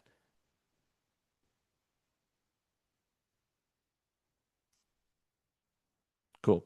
And then, of course, like a lot of you guys called out, you can also swap cash. Okay? So you can swap out concepts, angles, styles, and hooks, which a lot of you guys mentioned as well. You have to use your, I think you have to use your judgment on what works. I've just seen that swapping segments and mechanisms works pretty well, because you're not changing that much about the ad. You don't even have, you oftentimes don't have to change the creative. You don't have to change anything about it. You just change a few words and it works pretty well. Okay. If anyone in here has like estrogen or testosterone or stuff like that, like, you should definitely be swapping out types of segments. So I'll show you an example here. This would be an example of a segment. The original is why busy moms can't lose belly fat no matter how little they eat. Why men over 50 can't lose belly fat no matter how hard they train. That's it. I mean, it's literally quite simple. Segments is avatar. Yeah. Yep. Segments is the segment of your market. That's your avatar. All right, here's another one, mechanism. So you could say inflammation messes up estrogen. You could say cortisol messes up estrogen. You could say gut dysbiosis messes up estrogen. Blood sugar messes up testosterone, right? You can kind of swap out the different intermediates or steps. I think we went through enough examples on there. Again, don't overthink it. Just pay attention to what are the steps, the logical steps you have to go through. You could do a concept swap. You have a winning ad. The hook structure works. The angle works. The style works. You're just rotating what the ad is actually about. Here's why calorie counting is the biggest lie in weight loss. Here's why cardio is the biggest lie in weight loss. Here's why eating clean is the biggest lie in weight loss. Here's why meal timing is the biggest lie in weight loss. Here, you're not changing the hook. You're not changing the angle. You don't even have to change the style or spokesperson. You're just changing the concept. Okay. Some of the ad will change, right? Because now you'll be bashing and talk about reasons why calorie counting doesn't work, or why cardio doesn't work, or eating clean doesn't work. But it's pretty powerful. Could use that template for many markets. Yes. Angles, same thing. You have a core idea and you're like, wow, this idea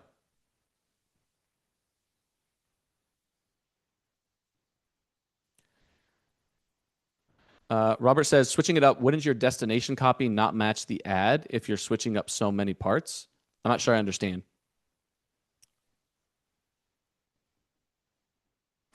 Yep, Jason, typically you have one mechanism, and that's why we talked about the intermediate steps. Okay, I know it's a little more of an advanced one. So if you just have one mechanism, then just, you don't have to swap it. Just swap out all the cache stuff, right? But for some people, they have a couple ways they could do the mechanism, or a couple ways they could go through it.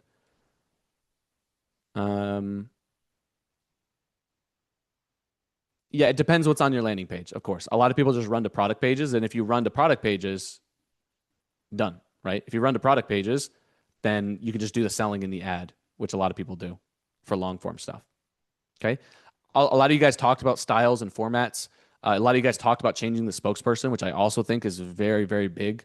It's a simple test, especially with AI and UGC ads. It's so, so simple. And then, of course, you can swap out the hook. Okay. Like I said, these are some of the core things that I think that you can do. I kind of have them ranked, but like there's a lot of other things that you can check out. Okay. And then some other secondary ones that you can do is you can kind of play around with copy structure, right? So you could take the same ad and kind of change the structure.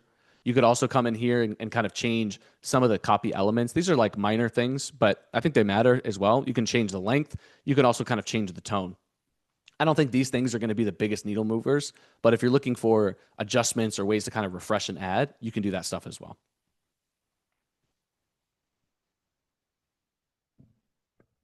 I don't think so. I mean, I don't think so.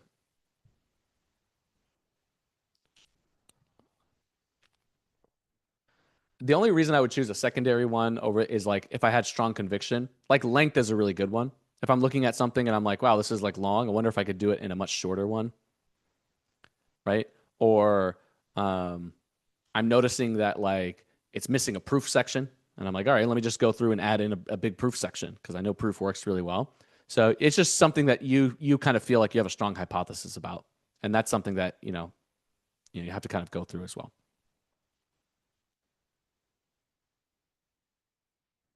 You can create a lot of iterations. There's really no end, a lot of iterations. But what's cool is we do have SOP and a bot that will answer a lot of these questions.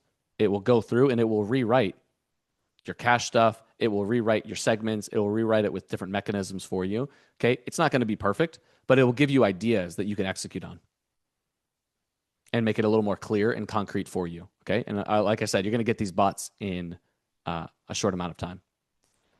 Does this make sense a little bit?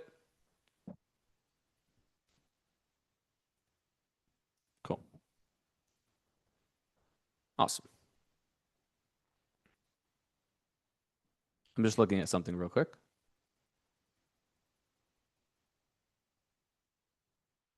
I know like I said, you guys are drinking from the fire hose today in terms of concepts. We're going to have time to revisit these. We're going to have an implementation call, and you guys will get all these slides, and the bots will help you to land it a lot. So there's a lot of ways that you can kind of come through. But let me know. Is this good for you guys so far to continue with this level of depth? I know it's advanced shit, but like, it's good. Okay. The bots do not work in Poppy, although you may be able to kind of connect some of the APIs. Well, we can look at that. All right. I know it's a lot of fundamentals, basics, but the tactical stuff is going to be done for. All right. So I'm going to talk about one more super fucking nerdy concept. All right. And then we're going to go through unaware ads, how to write your ads, how to choose your ads. A lot of it will be smoother-ish sailing from here, and then we'll get to all the bots. Okay. But there's one more like super nerdy concept that I do want to cover. I mean, maybe you think all of this is nerdy, but I think it's very, very valuable. All right. So can you guys put on your PhD hat for just how many slides is it? It's only like 15 slides. Okay. PhD hat on. The bots work on Claude, yeah. Not that many SAT words, really. Not that many. It's gonna help connect the dots from a lot of stuff that we talked about, and really helpful if you're organizing a creative strategies team. It's gonna be fucking pretty good. So this is the concept of coverage. I hate the ACT. Fuck the ACT. SAT is where it's at. Yeah, come back from the bot building workshop. Okay, so this is the idea of coverage. Have you guys ever played Battleship? Yeah, where you're basically like A5, whatever. I love Battleship, yeah. And what's your strategy when you're doing Battleship? Do you just dump all of your stuff in the top left corner? You just put all of your stuff. Some people put it in the middle. Right. But like if you're playing Battleship, you're not just literally going to put all of your strikes in the top left, right? That would be pretty dumb. Would you agree? Yeah, we do need to do board games. You want to spread out your shots. So when you're doing ads, do you guys think about how you can spread out your shots? Pause, kind of.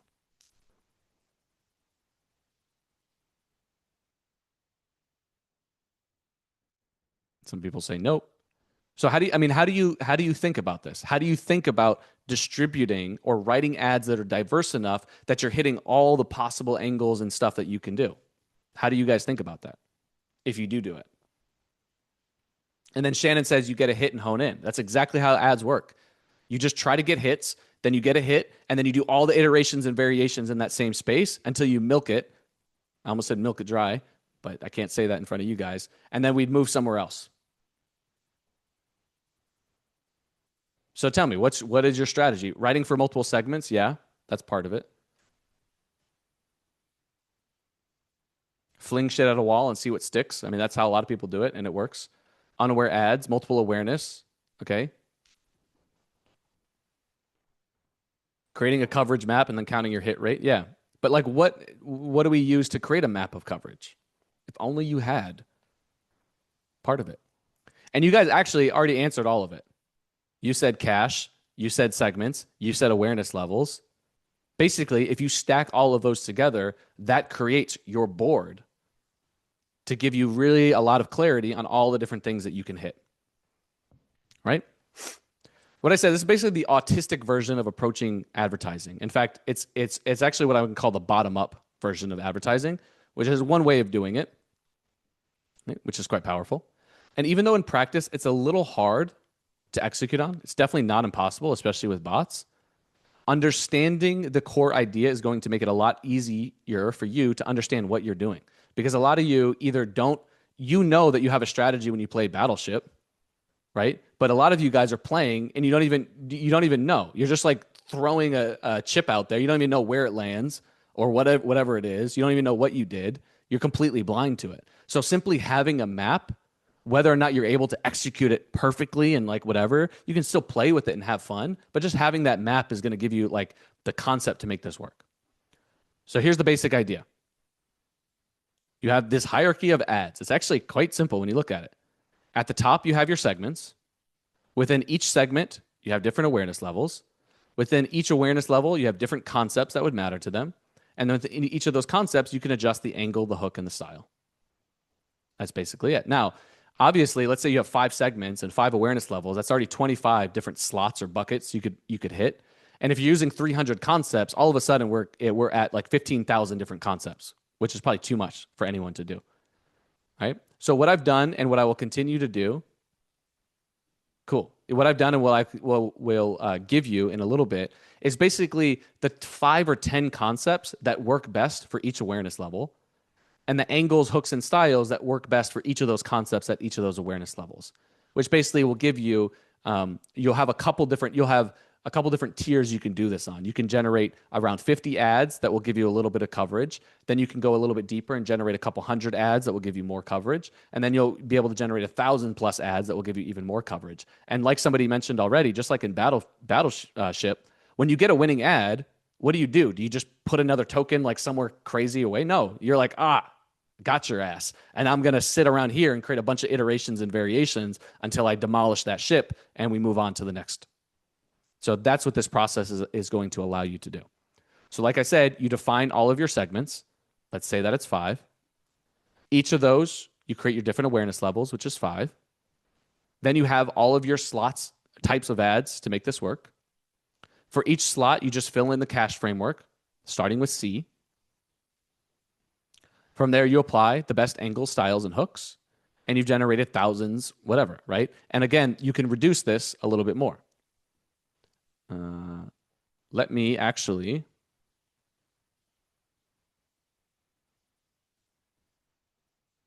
I'm gonna show you I'm gonna give you a bot for this. It's not done yet, but Max and Elise, if you're listening, we love you guys. Okay. If you guys are listening, you guys are so great. Can we just tell Elise and the Max how great they are for helping make 51 bots that I would not have been able to make otherwise on my own? Max is the best. Can we just give them some love? Yeah. Smother them in love so they feel way better about making bots and they can make even more bots for us over the next little bit. Yeah. Cool. I'm going to give this to you guys as well. Again, it's a little bit long. You may not want to read it, but it breaks everything down a little bit more. Okay, it's everything that I said.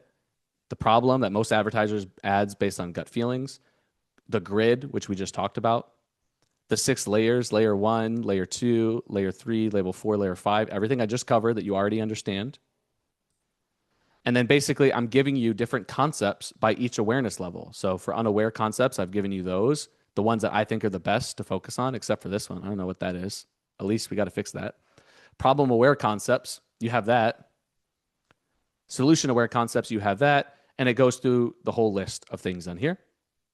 And then I also have an example from a real product so you can see what this will look like. And we will give you a bot that will execute this for you. Okay. So pretty powerful. We'll make sure that goes on there.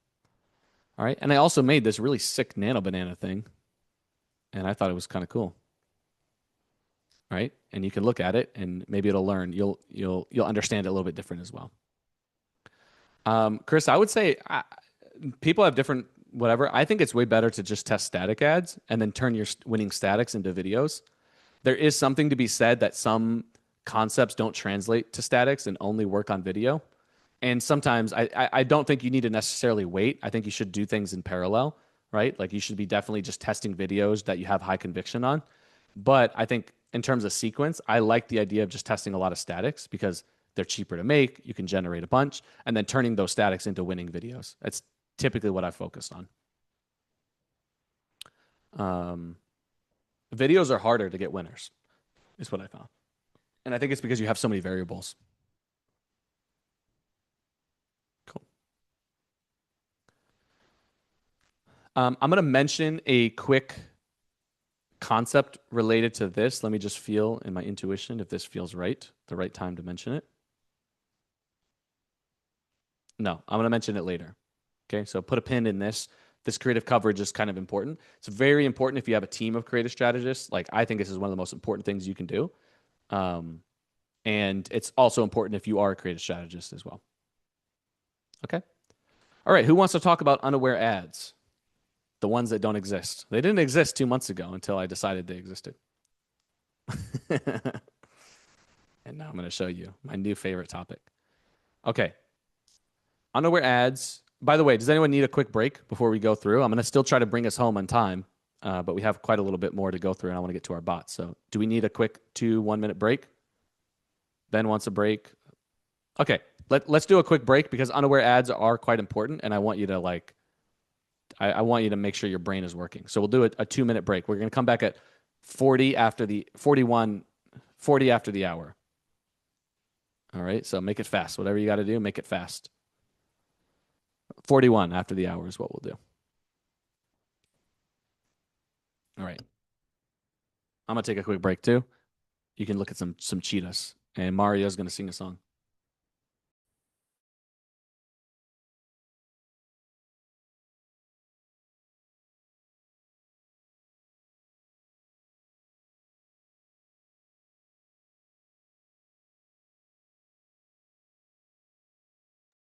I don't remember any songs being in the sales letter. And I know because I wrote it. I only promise shit that other people have to do, not me.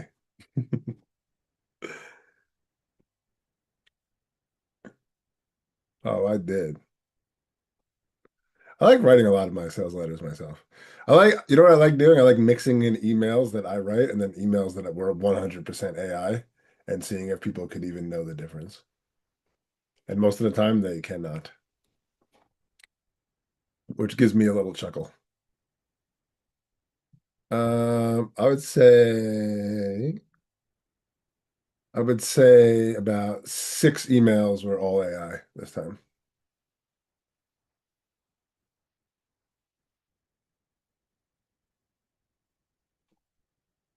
I used to do a lot of the actual workshops too, Adam, back in the days.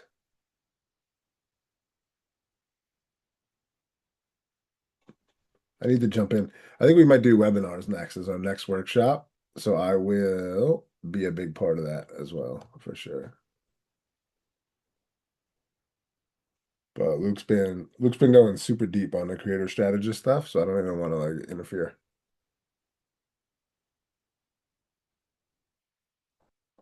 But I got some stuff to share with you guys too. He does. He goes fucking. I go weeks without even talking to him, really, outside of our scheduled call because he's too busy doing all this shit, like legit blinders on stuff. Yeah.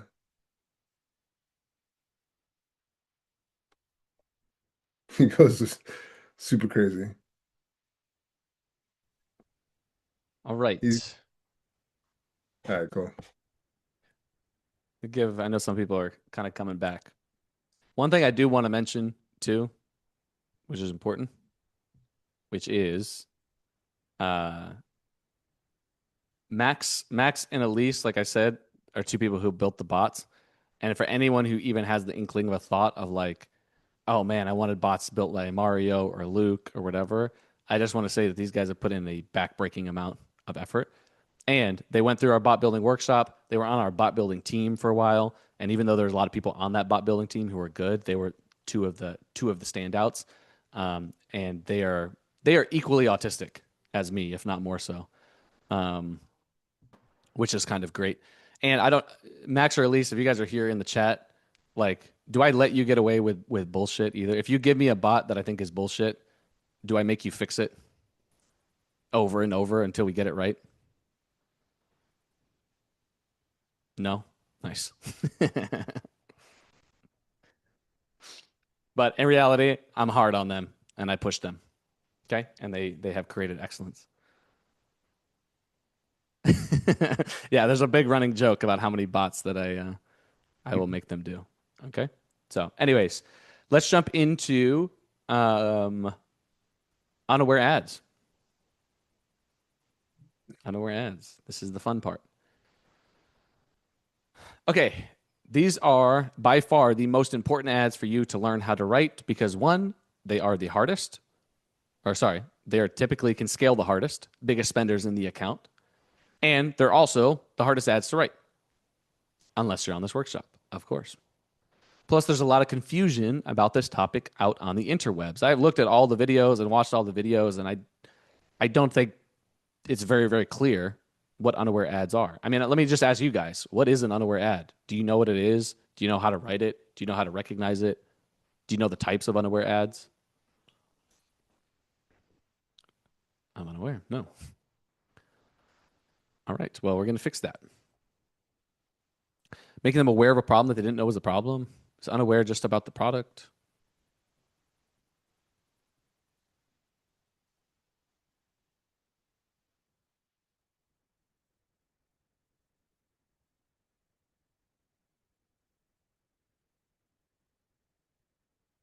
Underwear.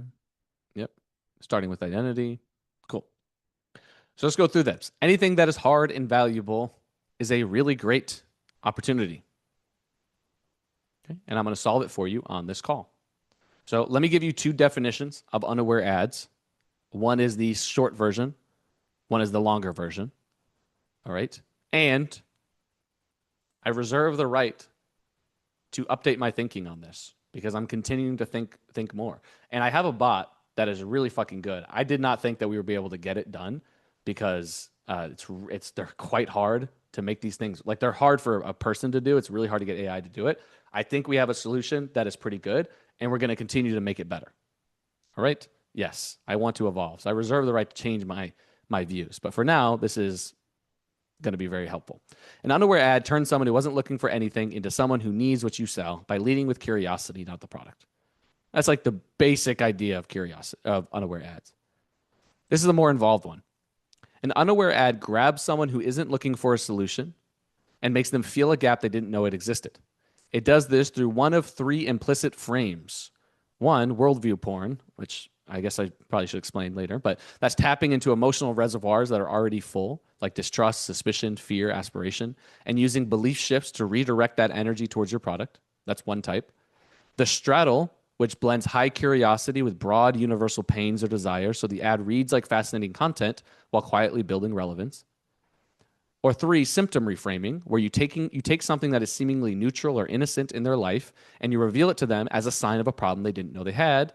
And of course, there's one more, which is just stories. All three, let's say four, read like content, not ads. All four are aggressive with their disguise and belief shifting. All four open up the market by pulling from the biggest possible emotional pools instead of fishing for the small group they're already searching.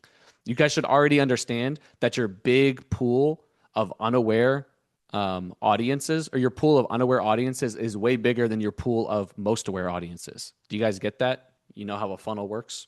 Cool. So if you can tap into that bigger pool of markets, that's why these ads work so much better. I think it depends on every ad account. The ones that I've seen, unaware typically work better with statics than video.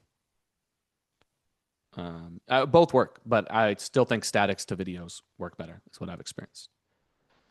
Okay. So there are 4 types of unaware ads to write. I want to find the unifying element beneath them, right? The unified theory of unaware ads. Somebody in here can send it to me, right?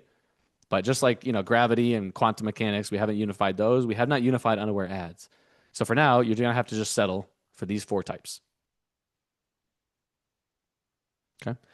We're talking a lot about meta ads, but like a lot of these same principles just apply across. And it applies to emails, by the way. It applies to a lot of things. Okay. But this is more cold traffic stuff, obviously. All right. So the first one is straddle ads. Straddle ads. These are quite important. These ads straddle the line between unaware and problem aware angles. Does that make sense? This is the first type of unaware ad for you to pay attention to.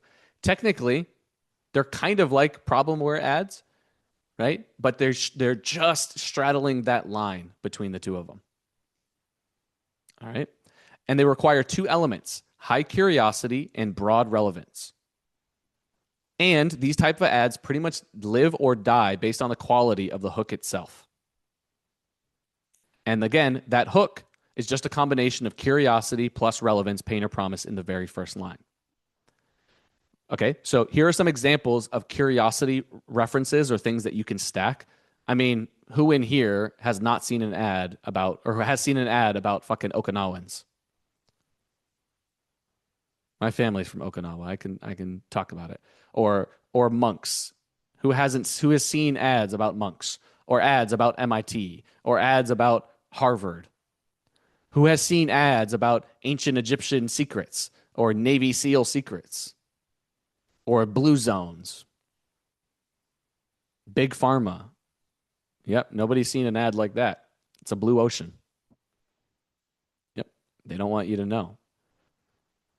Egyptian secret hook, exactly. So you can use authority and institutions, exotic or tribal references, historical ancestral references, elite performers, blue zones. Who understands this is not an exhaustive list? Not an exhaustive list. You guys understand that? Cool. It's just to give you some of these. But you blend a bunch of these and you blend it with relevance. I have a quick question. What do I mean by broad relevance? What do I mean by broad relevance? Who can answer? You tell us. I plan to. Something that relates to your market segment, what the avatar cares about. Pain, desire, it applies to a lot of people. Dan, I think you have to adjust it for your brand tone. Like, I don't know if you want to be talking about Sardinian secrets for, email deliverability, but this stuff applies. You'd have to just modulate it accordingly. And by the way, the best thing, if you're curious about how these apply to your market, just copy and paste these in AI and say, apply them to my market, and it will understand the patterns. That's what's really cool about all the examples I give you. I really hope that you guys use those examples to just make it more contextual for you. Super powerful. I forgot my original question that you guys are answering. Okay, applies to a lot of people. Does your target? Yeah, I remembered. Tap into your potential, relates to all. Yeah, we'll talk about it in a second. But the reason I say broad relevance is because if you get too specific, now you're fully in the problem-aware camp, right? So I'll just talk about this. Let's say that you're selling something that is around like heart health, right? Heart health. Well, you can talk about people who know they have heart issues or like very specifically in the market for their heart issues. But you can also back it up to a broader pain point or a broader piece of relevance to something that appeals to an even bigger segment, a bigger pool of people who you can bring into caring more about their heart, right? Because anyone who's in the heart market also cares about overall death, aging, health. That makes sense? These are big existential level pains and desires that open up your market more than if you're super hyper specific on the exact problem or solution that you're offering. Is this clear? Cool. Same thing for the mechanism. This already kind of relates to what we talked about with mechanisms and intermediates. Okay. Then you can go into conditions or sensations, right? All you're doing is you're trying to create the pain or promise to open it up a little bit more.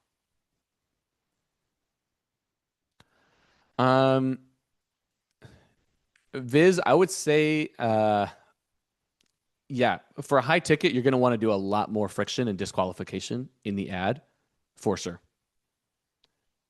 for sure. You can still use a lot of these hooks, but you just have to pay attention to your metrics, right? And typically the bottleneck is not just getting anyone on the phone, it's just like really getting the right people on the phone. So lots of disqualification in info for high ticket stuff.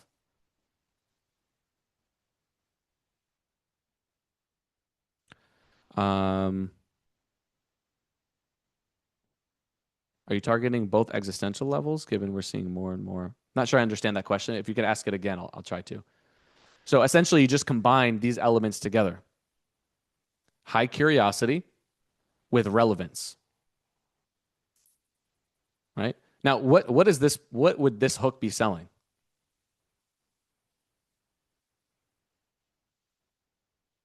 It could be selling a lot of things. Maybe dating seems to be relevant, or relationship. But it could be a lot of things. You don't really know. But like,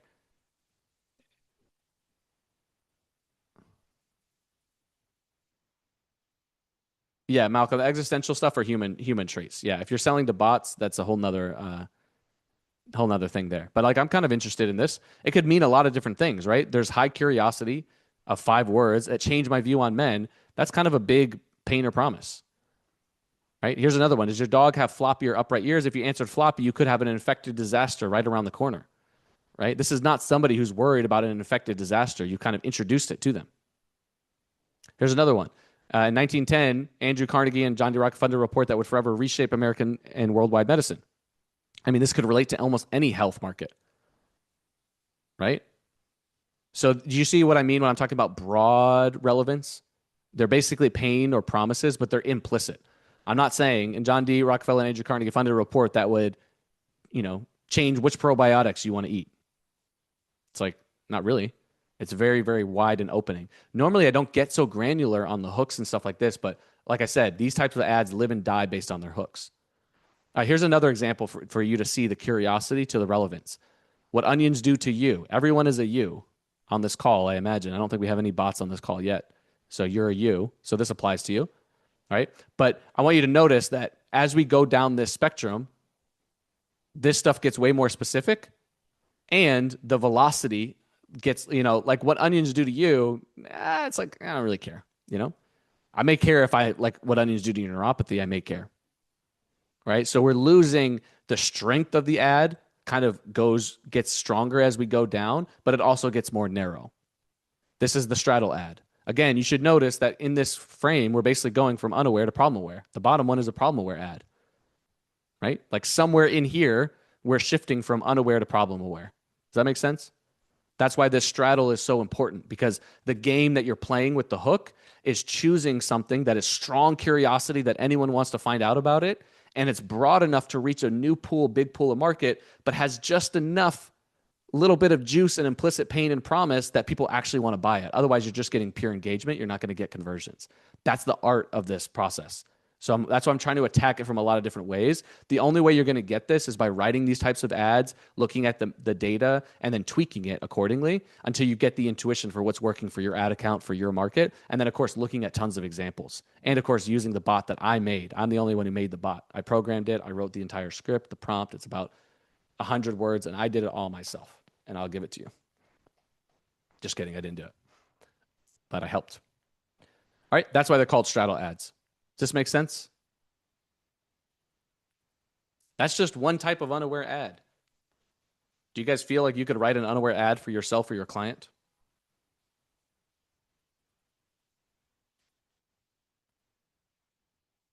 Cool.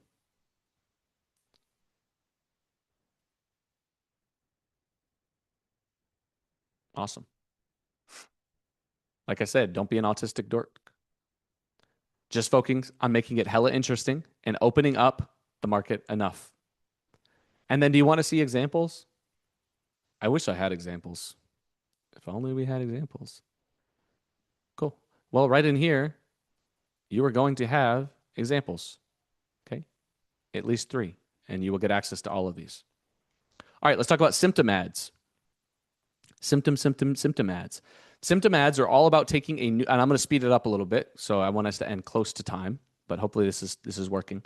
Symptom ads are all about taking a neutral reference, a behavior, an action, or an observation, and then you're raising the stakes, or what I call the charge, the emotional charge of that specific thing or symptom is. For example, is your dog eating grass? Right? Like, yeah, exactly. This, and you know, the reason symptom ads are typically what people think of when they think of unaware ads, but a lot of these typically only work in new and emerging markets. They don't only work in new and emerging markets, but typically, and a lot of people don't work in new and emerging markets, which kind of limits how many of these you can do.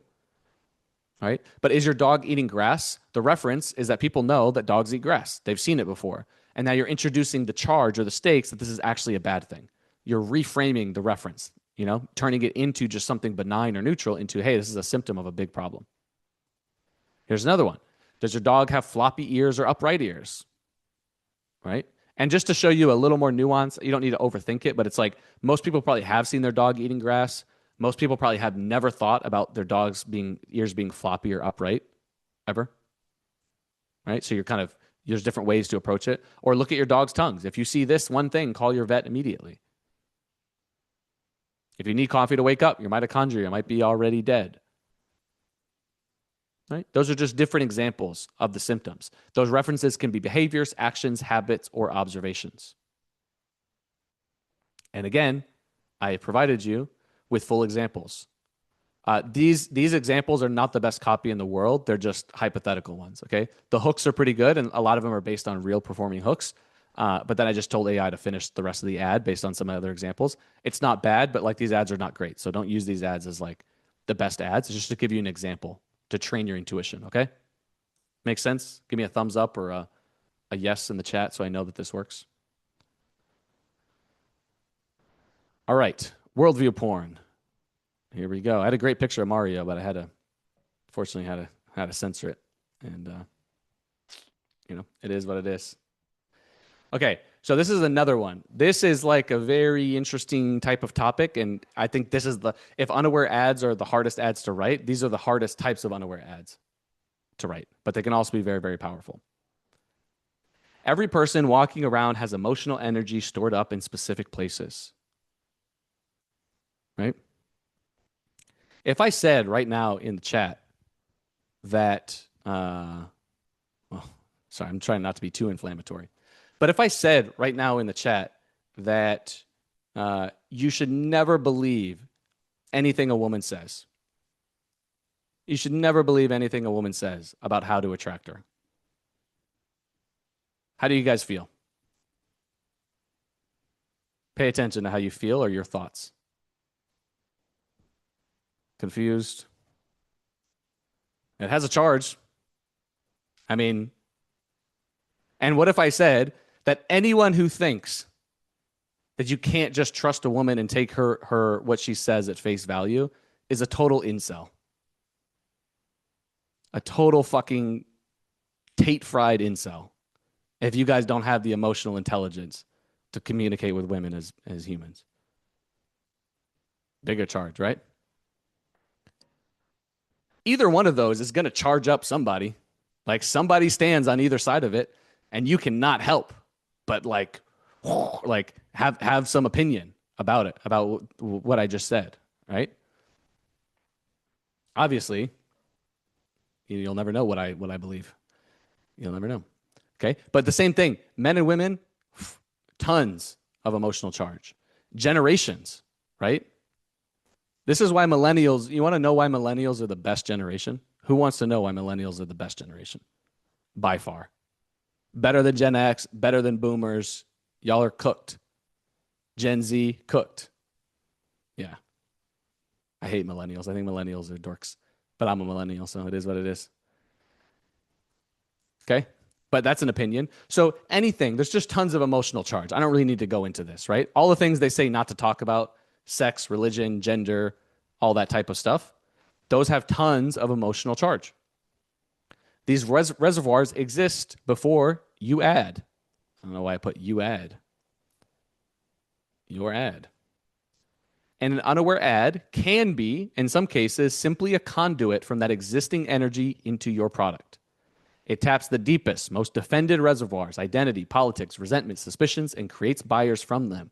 This is a very, very, very, very, very hard task, but it is very, very, very, very possible.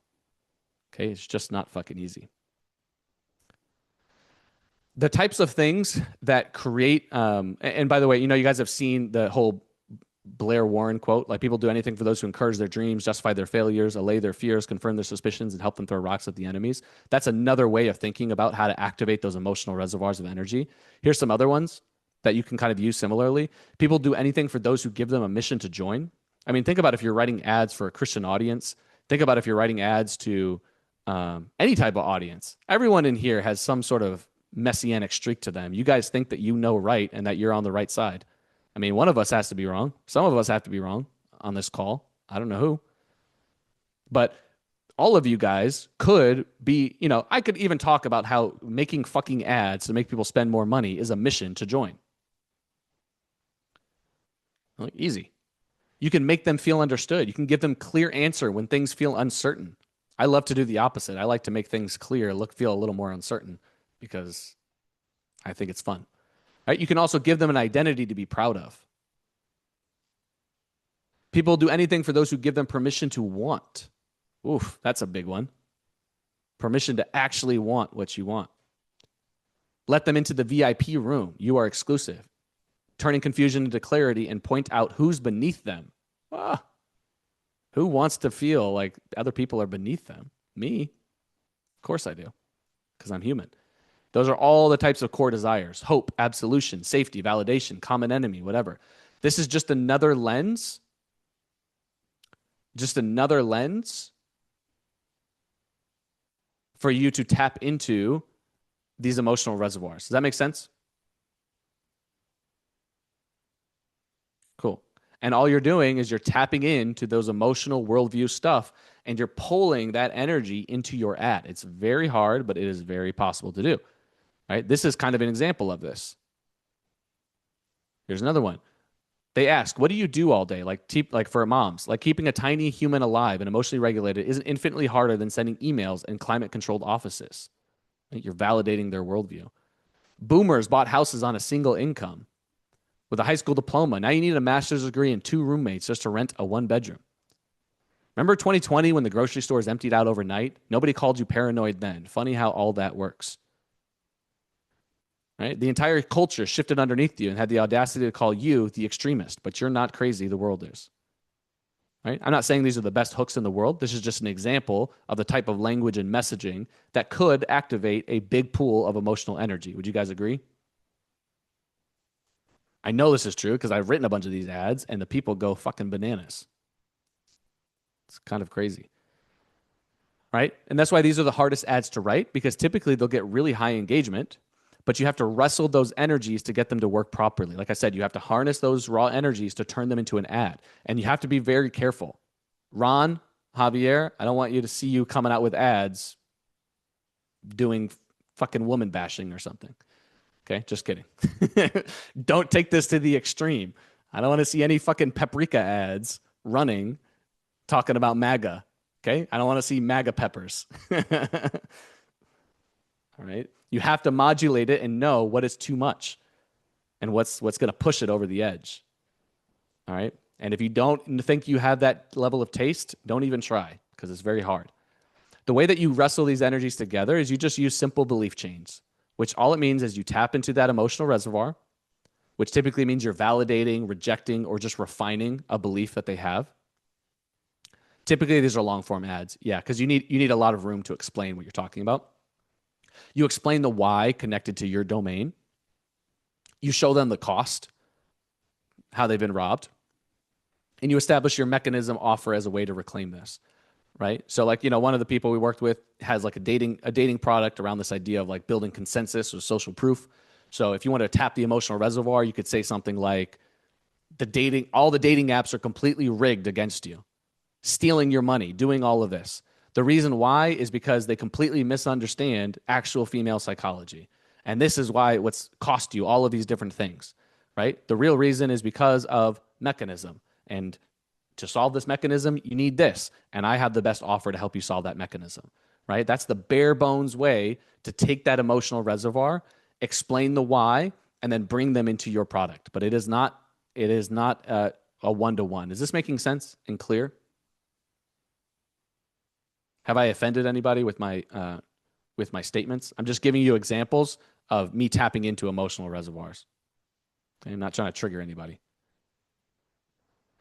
They can definitely be mixed with current and recent events, but you just have to be mindful of like how fast can you get your ads out? You know what I mean? All right, I'm going to try harder. Jeff said I could.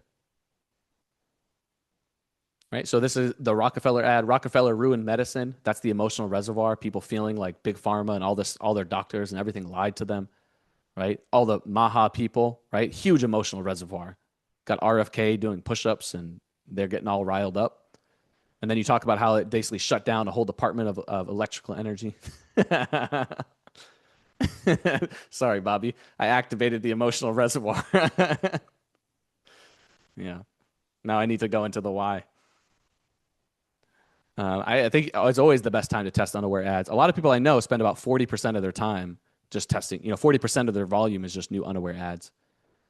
And then we show them the cost that you can't heal because they shut down this type of medicine. And then we basically will end with a grounding sheet. Okay, that's a rough example. And I have some examples of those in here. Then, of course, we have story ads. Story ads are really, really powerful. Okay, they're a little tricky to pull off. The most important things to pay attention to is that you must open with a very powerful punch in the gut line, and it must be very powerful. I'm not going to spend time going into it. If you know what a punch in the gut line is, look up Cursed Hat ad or stuff like that. We have trainings inside of Genesis. Punch in the gut line means it needs to activate people right away. Make sure to reflect the reader's experience back to them, and then also use many open loops to keep them in the story to make sure. We have a pig bot as well, just to make sure that people stay stuck kind of in the story and have a realistic tone. And I have some examples of those on here. Okay. There's an overall structure. Again, this is just for one of the structures that I use, right? A basic reference. You need to adjust it. But typically your hook would be 1 or 2 sentences. Your payoff will be about 50 to 2,000 words. This is basically just qualifying the hook, kind of leading them forward. This is the most important part, obviously, to transition from your hook and your payoff, from activating those energies into talking about your mechanism, then your solution, then your product, and then your offer. Okay? And of course, we have a bot for you that, again, I made, me and me alone. I also have this really cool PDF, which I know that doesn't sound super cool. Wow, fuck, great, a PDF. But it's cool. And actually, who in here knows Cosmin? Cosmin, the poster boy. PDF, I love it. Top G Cosmin. Yes. Many of you guys know that we have a mentorship program that we're running right now. We have 4 different people in the mentorship program. I don't know if any of them are on the call, but I'm having them work with unaware ads, and Cosmin is also helping me in that mentorship program. And I was reviewing all of their unaware ads and like kind of tearing them apart. And Cosmin went through and basically built a whole SOP, word for word, bar for bar, of the type of stuff that I say on these mentorship calls when I know that I'm not being watched and censored, and put this together. And I actually think it's quite granular. And I asked him if I could share it, but I'll just go through some of it quickly. For example, the vicious standard. This is what I said on the call. You don't have permission to lollygag. It's brutal out here in the streets. You got to go right for the throat. Vicious. You have one shot, the one opening line that you're going to make it. You got to make it count. Okay. Eminem. What vicious means in practice, the hook must have urgency, stakes, whatever. I have some examples, or he put some examples here. The hook was Luke's most repeated feedback point. He said the same thing to every student. Way more thought about the hook and immediately what follows the hook. As soon as you get somebody's attention, I imagine it's like an hourglass that starts going down. You need to get to the point to hook them and get them involved really early on. Here's examples of hook quality. Most interesting part goes first. So somebody had an ad that was like, stop scrolling for 60 seconds. I'm about to show you a self-test. And then they mentioned the ice cube in line 3. And I was like, put the ice cube earlier. The simple ice cube trick will determine exactly what kind of knee pain you have. Is it the stop scrolling for 60 seconds ad? No, it's the ice cube ad. This is the fucking interesting part. So why is it in fucking line 3? This is how we do our mentorships. They're very loving and supportive. Seeing if there's anything else. Caveman standard for your copy language. Yeah, this is really good. Germanic versus Latin root words. The French perspire, the German sweat. You want to use German words: salt, bread, mud, pain, bad. That's what you want to use. I gave a simplification prompt that anyone can use to write it with more Germanic-based roots. Talked about the 3 types of unaware ads.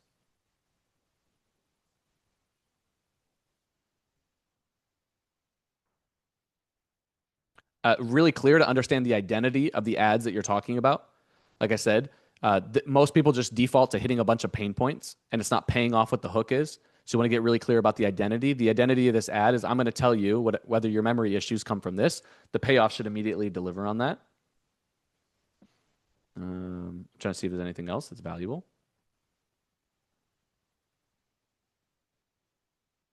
The Bible verse ad. It's fucking great. That's great. That's going in my records. I have to talk to St. Peter about that one.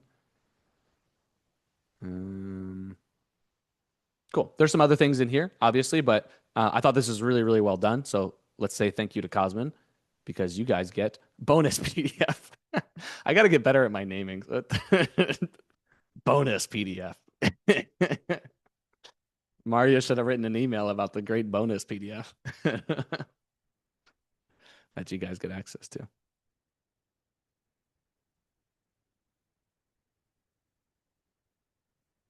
All right. Somebody asks a perfectly timed question. You guys always do. Where do you balance things between going 1,000 levels deep down the rabbit hole versus shipping and testing? So we'll talk about some different things. Okay. By this point, you should feel pretty confident that you can generate a ton of ads. Do you guys feel confident that you can generate tons of ads? Cool. But now you've got a new problem, which is which ads do I test first? And this introduces us and brings us to our good old friend, the probability butt plug. Okay. He's making a recurrence. Infinite and never ends.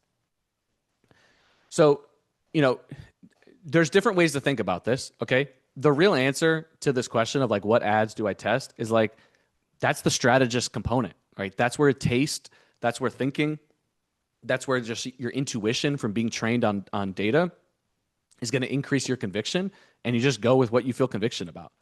Okay. That's what I call like the top-down approach. And we're going to talk in a second about the 3 different approaches you can use to when you're writing your ads or building your team that I think is actually really valuable. But you have to develop this intuition. I'm going to give you just some quick frameworks, and there's a bot to help you train your intuition. But I think if you try to do this in too procedural a way, you're going to fuck yourself, right? Because you simply don't have oftentimes the bandwidth to make this to like test everything all at once. Okay.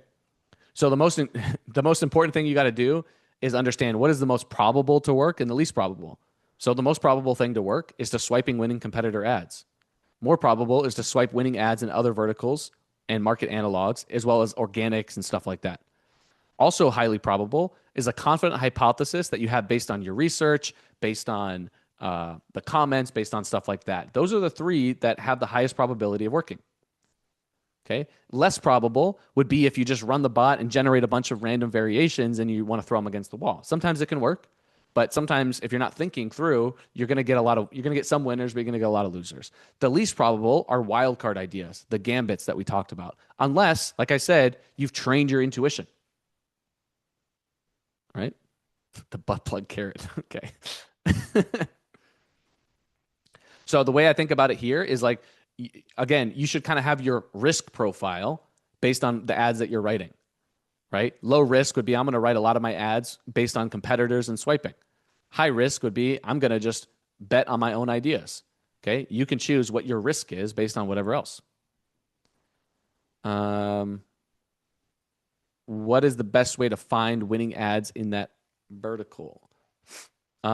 Using a bunch of different swipe tools. The easiest is just keyword search on Facebook ad library. That's probably the most obvious. And then there's a bunch of other swipe tools. People like Foreplay, people like Calodata, people like this. They like a lot of other stuff. You will get this at the end. Try Atria is another one. AdSpy is another one. VidTow has a bunch. Get Hooked. A lot of people are mentioning that. That's great. So the other thing is, so you basically you can choose your risk tolerance. Then you can divide your market into like how much you want to write based on problem aware or solution aware. And then you can combine those together. All right. So you can basically say, oh, I want to do competitor swipes and I want to do this many competitor swipes in this level of awareness. Okay. And there's a bot that will help you to do this. Just don't overthink it. So this framework here is just to give you a sense of what usually has the highest likelihood of working so you can prioritize your ads. If nothing else, it gives you a good story to tell a client. If you're like, why did you test these ads? You're like, oh, I use the probability butt plug. Okay. Or you can just use your brain. That's your option. Use your brain or use the butt plug. Doesn't really matter to me, but use something. All right. Now we're going to talk about writing ads. You guys cool with that? We're almost there. I knew it was coming. They should have never given you animals, Nano Banana. Never in a million years. All right. You guys still with me? We got 183 people. You guys are going strong. All right, we're almost to the bots. You're almost to the payoff, almost to the carrot. I won't say where the carrot's been, but you're almost to it. Okay. So now we're gonna go writing ads. Okay. I don't know why I put that. Now we can start writing some ads.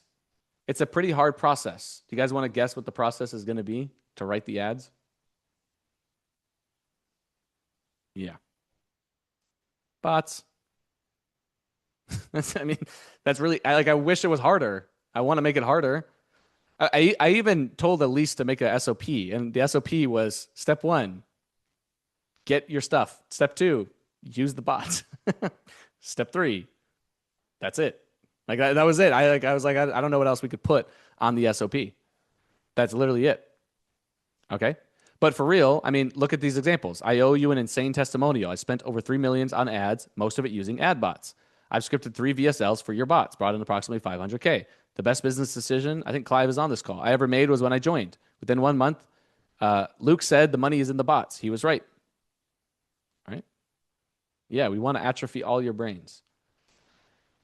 So these are the core bots that you guys can use. Everyone on this workshop forever will have access to the ad script bot, which is pretty much all you need to use.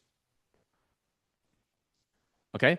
You can also use if you're in Genesis or have access to these bots for whatever reason, InFeed VSL, you could use the Mario bot, and you can use the Infinite Ad bot. We have 4 different bots to write ads.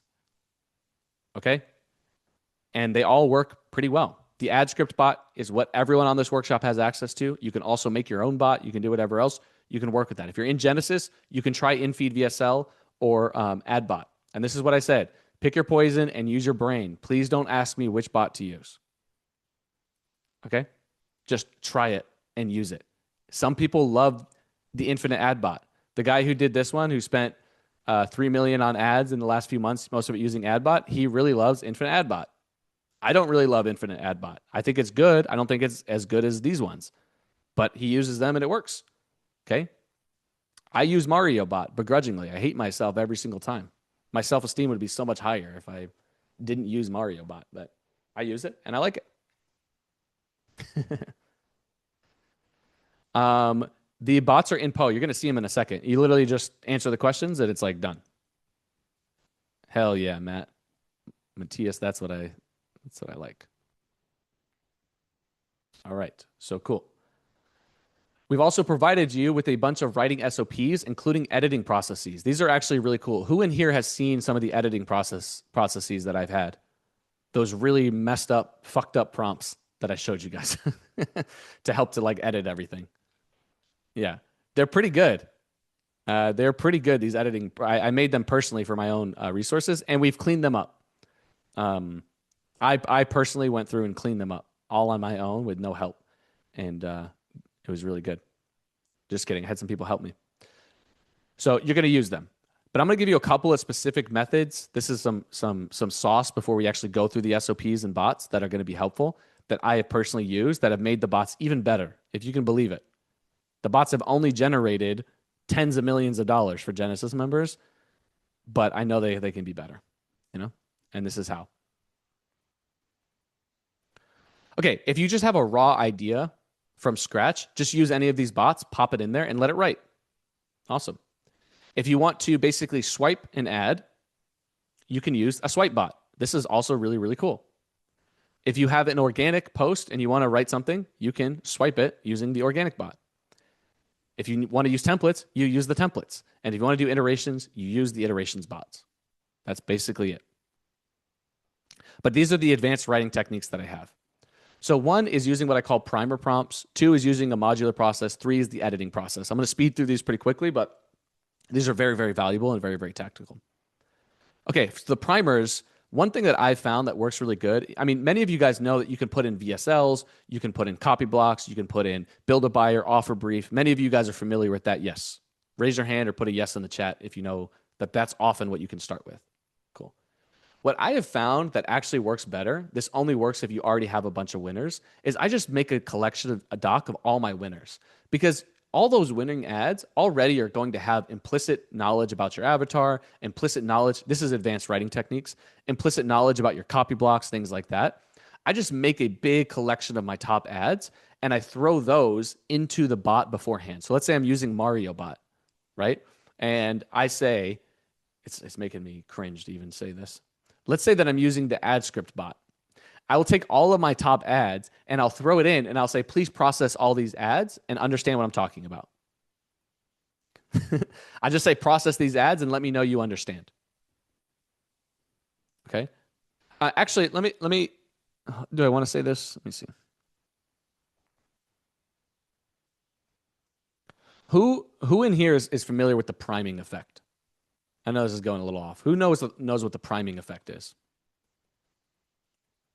It's a cognitive bias that basically says, oops, whatever, I'm not going to do it. The priming effect is basically, it's a cognitive bias that if you show people, like let's say that you're asking them to generate random words and you show them a bunch of pictures of like nurses beforehand, they're more likely to identify or say the word doctor later on.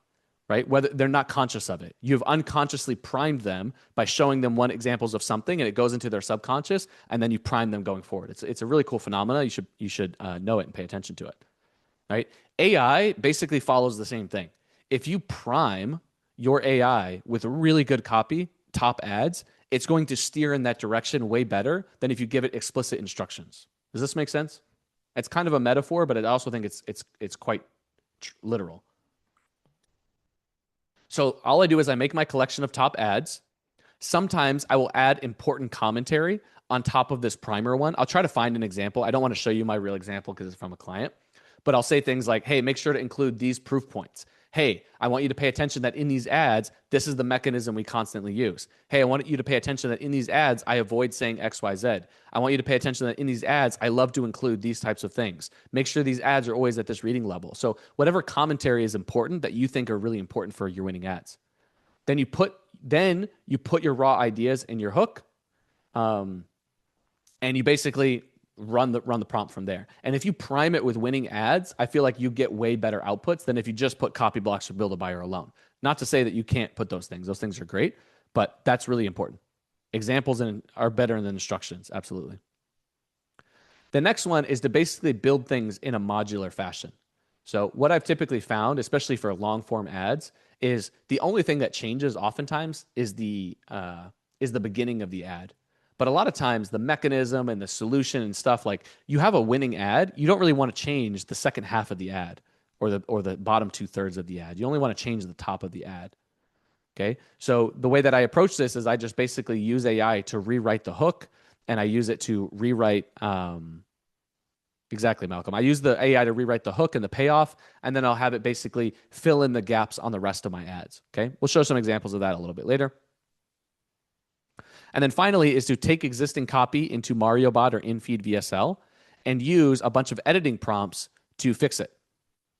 Okay, you can also use the ad script writer, etc. And we're going to give you those prompts in just a second, right, to kind of steer it moving forward. And all of that's provided to you in the SOPs. That's the whole process for writing. I'm going to show you examples today a little bit. And then, of course, on the fourth day next week, on Tuesday, I believe we'll probably do it. We'll do an implementation call so you can see a lot of this stuff for yourself, which I know is always helpful. Most importantly, use your brains. Sorry.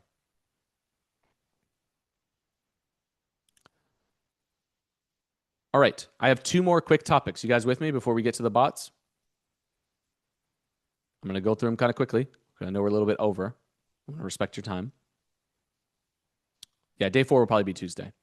So we're going to talk about creatives. Here's Bob Ross, if you were wondering. This is where Bob Ross comes in.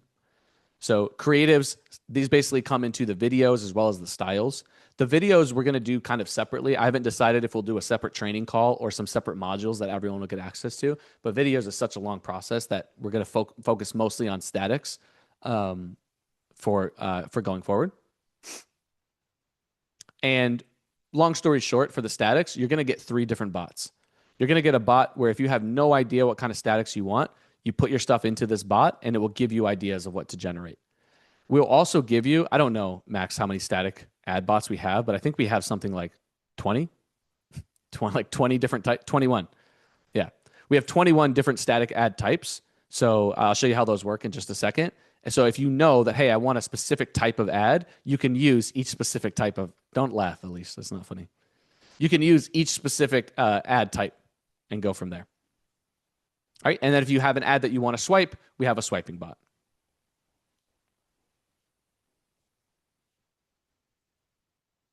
That's interesting. I didn't know that, Jose. That's quite interesting. All right. One of the other things too, is there anyone in here who is on a creative strategist team or manages one?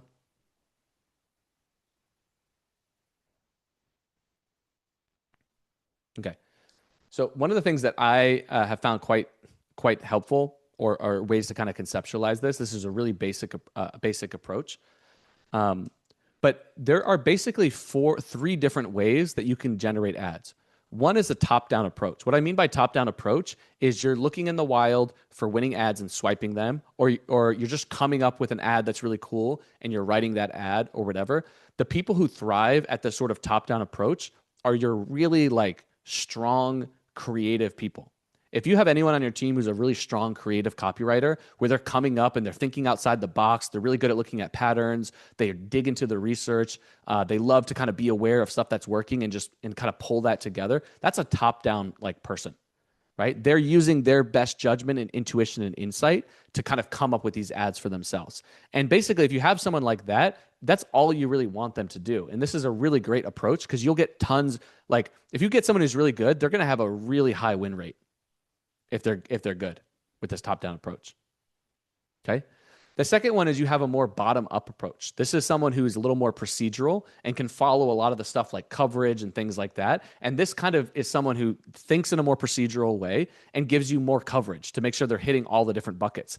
Someone who's really creative and top-down, they're just going to go at whatever the fuck they want to pay attention to. Ron, everything will be uploaded into the space and you'll have access to it. The video should be up by end of day. The PDF will be in there. All of that stuff will be available for you.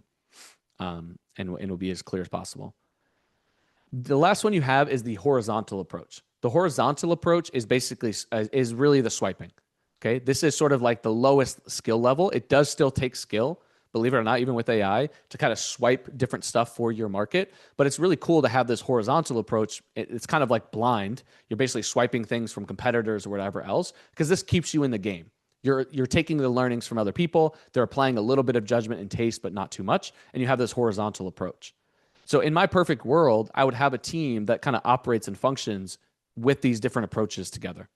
This is kind of what I've seen to work quite well. Okay. The other one too is just doing weekly meetings. I may do it an additional module inside of the course, a lot on like team management, KPIs, how to score people, how to incentivize them and move them forward. But this is pretty important. Face down, ass up system. Okay. Weekly meetings, going over the winners, the ones that have some traction, going over losers, and really paying attention to the patterns and stuff. I found this is quite helpful. The one-man creative strategy, you just do this all on your own. I've also found this flow going from statics to statics plus copy into doing iterations is really valuable. And then turning those winners into different videos of different styles. And then once you have a stable of winning videos, you just take the hooks from all of those and you just stack the hooks together to create those like monstrosity V-Shred ads you see all the time. Right? Those are some like quick takeaways on team management. I plan to do a lot more deeper dive. This is the Create a Strategist Ascension, so I've tailored a lot of the stuff to that, but I want to give you a little bit of thinking around it, and I plan to make some more resources for you guys as well. Yeah, the hook stacking is very, very powerful. All right. So we have covered quite a lot of things today. We have covered cache, awareness levels, vectors, copy blocks, segments, sophistication, ABCDE, storming, 3 types of iterations, creative coverage, 4 types of unaware ads, probabilistic curation, and writing ads themselves, as well as the creatives and everything else. That is quite a bit of stuff. Just do it. So I think that's it, right? There's nothing else I promised. I think that's the end of the day. Is there something I'm missing? Or something I was supposed to give you guys? I just can't recall. Oh, the PDF, the bonus PDFs. All right. Now we're going to go through some bots. If you guys want, I know that's all you came for is the fucking bot. So I had to edge you so you spend some more time with me and don't just run away with the bots. But I know who you came for. So let's just give the people what they want. Give the people what they want.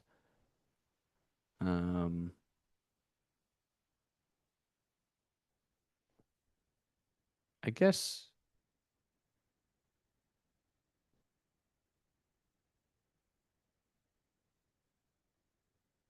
I'm going to give you the slides first, and then most of the stuff is linked on those slides as well. Okay? And then Karen or whoever's here, if you guys are on the call, then we can just upload that as well. Cool. Can you guys see that? Okay.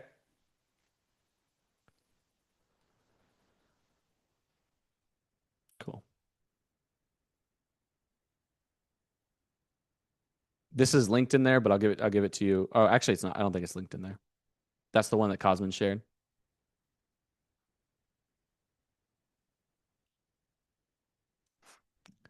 I'm still just teasing you guys because I don't want to give them away just yet. Actually, I can't find them, so where did my bots go? Hello.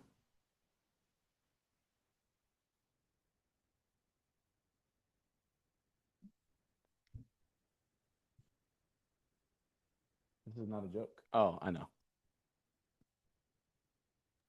I think it's on Slack, right?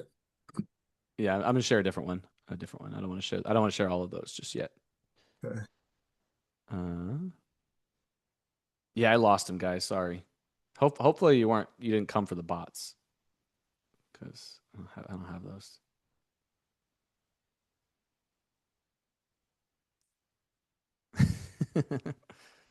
Yeah, no bone. Okay. Here we go.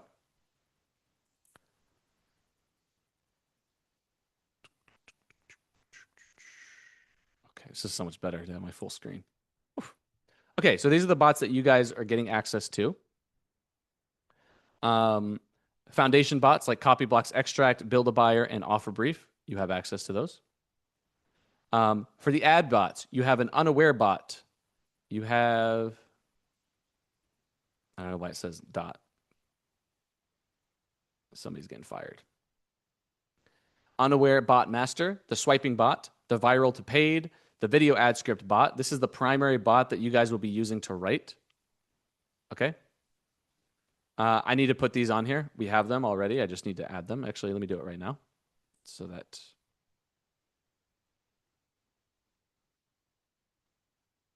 Actually, I don't know where those are. I have to try it again. So this is the one that you use to write it. This is to write unaware ads. This is the swiping. These are a bunch of other things that we'll cover later. And I'm going to organize these all so you'll know what these are. This is your 75 template bot prompt. And these are for your static ads. So if you want to generate them one by one, you'll use this. If you want to generate them 9x16 for mobile, you use this bot. If you basically don't know what the fuck you want to make for your ads, you'll pop this in here. If you want to swipe, you'll use the static ad swiper. Something is not right. Hold on. Where the fuck are my SOPs? Give me a second.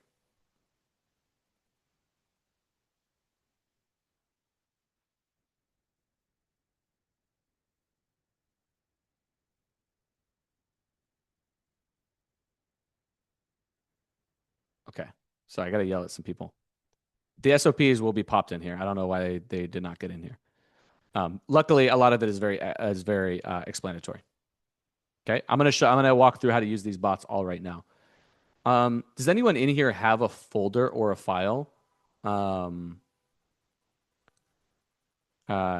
can put them in Oracle. Anyone in here have a folder or file that has like a VSL, a sales page, copy blocks, or build a buyer that's ready to go? If you don't have it, I'm going to use an example one, but it would be kind of cool to use somebody's.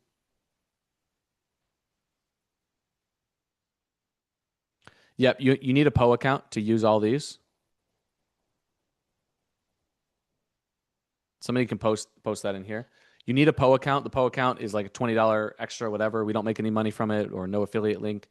It's just the best place that we use to host these bots. You got to pay for the credits somewhere.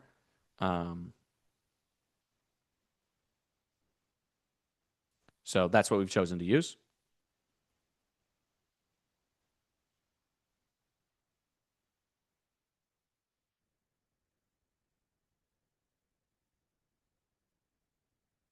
And these are all the different static ad types that we have access to. I'm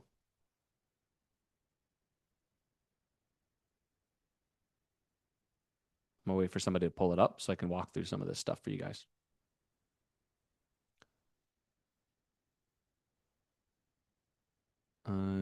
It'd be good to get something that has a mix of shit. So let's see.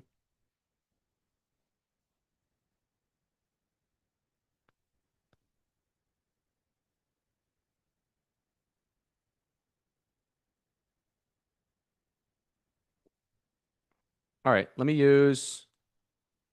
try this. Let me try two different versions. All right, so I'm just going to download this webinar one. I'm going to show you the quickest way to get a win with this, which is this bot right here. This bot is a fucking monster. Actually a monster.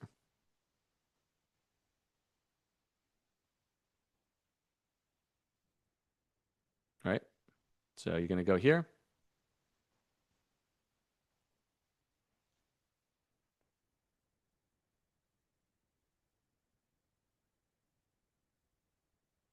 Okay, so for this first bot right here, this is the one that will basically write 75 different ads for you. It's yeah, Elise better be sweating. It's very, very, very important that you pay attention to these two questions right here. Okay, so first thing is you're going to put in your offer details, your audience, your VSL, whatever it is that you want. I'm going to try this just with the thing that Ashar gave me, which is this webinar. Let me see if there's anything else I want to put in there.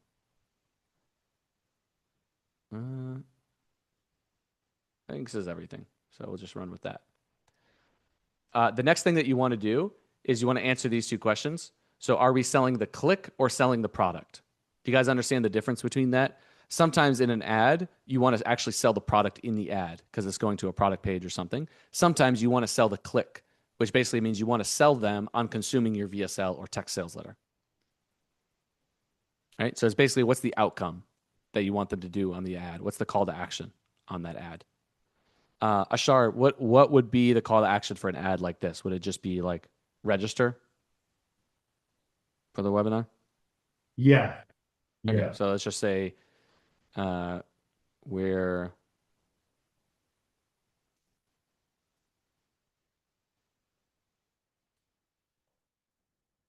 okay, and then you can choose who's speaking in the ad. So for example, sometimes you'll want the founder, sometimes you'll want UGC, sometimes you'll want a mix, right? You just kind of want it to go. But let's say in this case we know that the founder is going to be the one recording.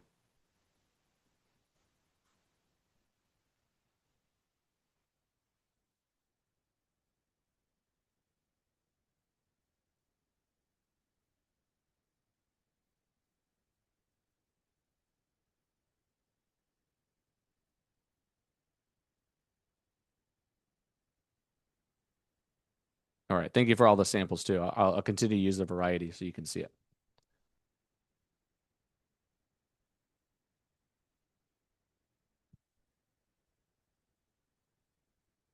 So the first thing it's going to do is it's going to give you 3 sample ads. The purpose of these sample ads is for you to just look through them and see if it's doing anything or mentioning something that you want to give it feedback on. Okay? Sometimes, for instance, maybe it's mentioning, whatever that may be.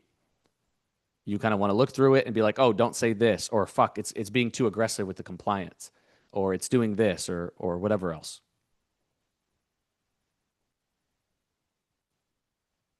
Right? And it should only be pulling resources directly from your thing. So it should not be making anything up.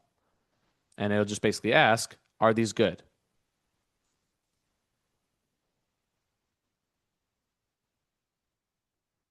Actually, I know the issue. There's an issue with this one. Elise, you built these in Opus 4.6, right? Yeah. Okay. That's one issue that I have. So we're gonna update that real quick. Okay. But then it will go through and it will basically write the entire ad. Um, no, I'm gonna have them update.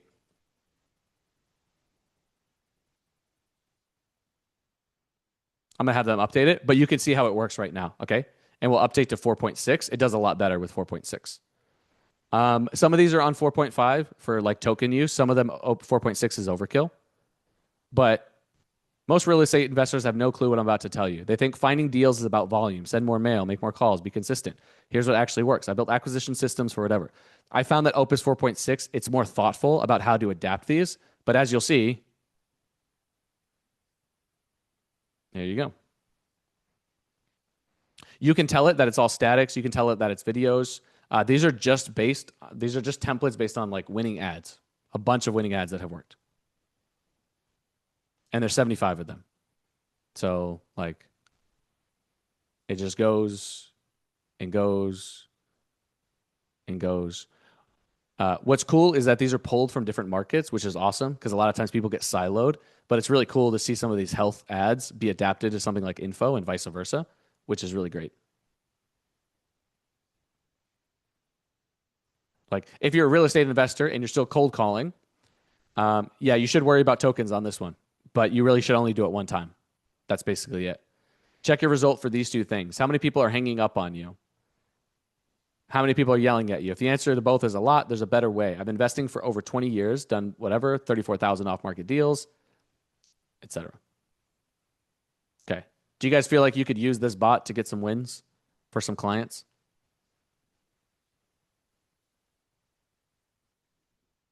Yeah.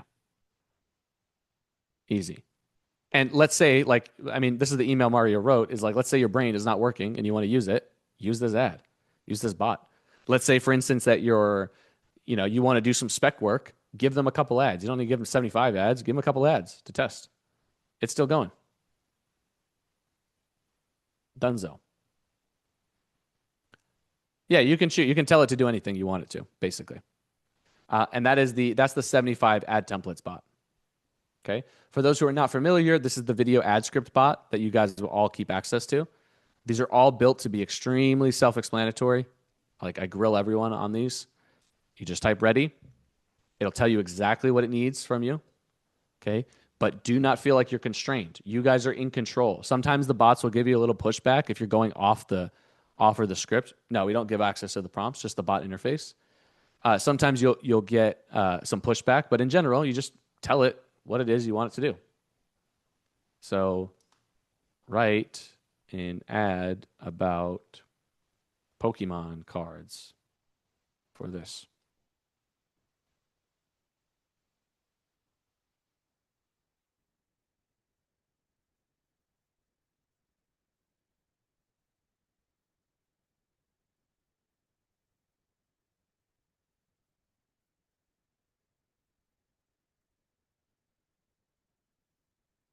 Remember when kids were trading Pokemon cards at lunch for like $2? Those same cards are selling for six figures now. But here's what nobody talks about. People who made real money weren't the ones holding the cards. They were the ones who knew where to find them before everyone else did.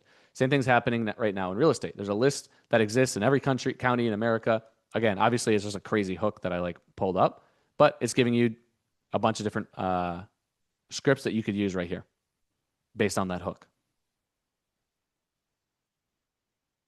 Make sense? And then you can adjust it accordingly.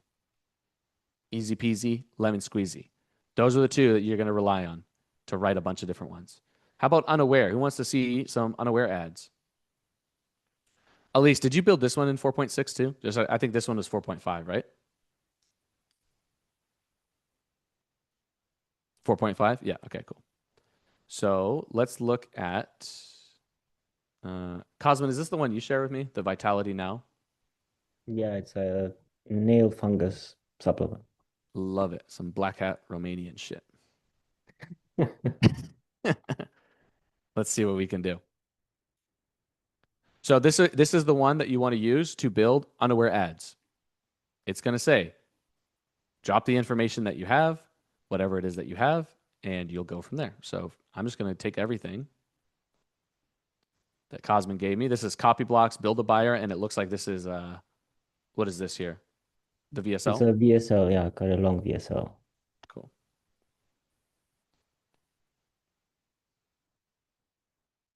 By the way, is this good for me to go through all these like this? Is this going to be helpful to kind of see how they work? Okay. Cool. I just kind of started and I'm locked in now. If you guys have to jump, by the way, tomorrow is all funnels, deep dive on funnels, but I'm going to end today just going through some of these bots. You guys will have access to play around with them. But I just want to show you kind of what we have, and then I will continue to organize them. We're missing the SOP. Some of them didn't get uploaded properly, so I apologize. That's on our end, but we'll fix that and make sure everything is clear. I don't know what you mean by the inventory list.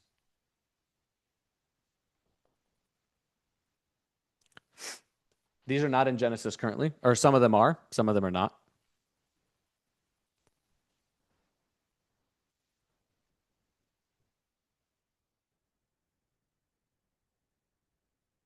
I'll post the Google Doc in just a second.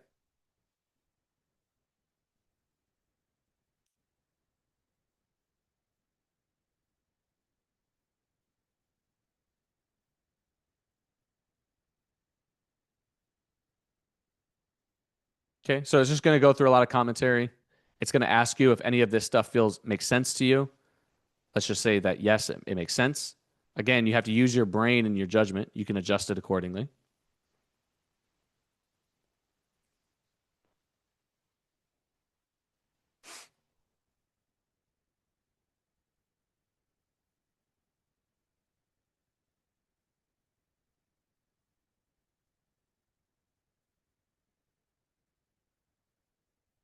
Obviously, these are quite aggressive.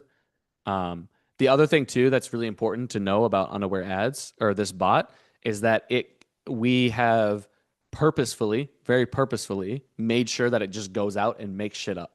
Okay, it is up to you. This is in the SOP to go and fact check everything. The reason why is because trying to constrain the creativity on this one was giving us worse outputs, trying to like fact check everything. So let it just be a brainstorming one, give you a bunch of ideas, and then you can adjust and find the truth in them, which is typically quite easy. Okay. But it's way better to just kind of let it be unhinged and go with whatever it is that it wants to go with.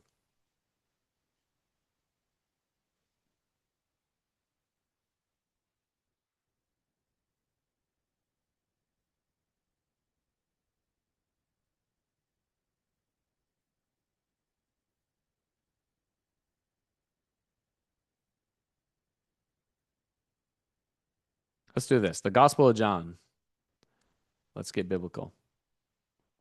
So your options are you can either take this and write it in the ad bot, or you can just ask this bot to do it itself.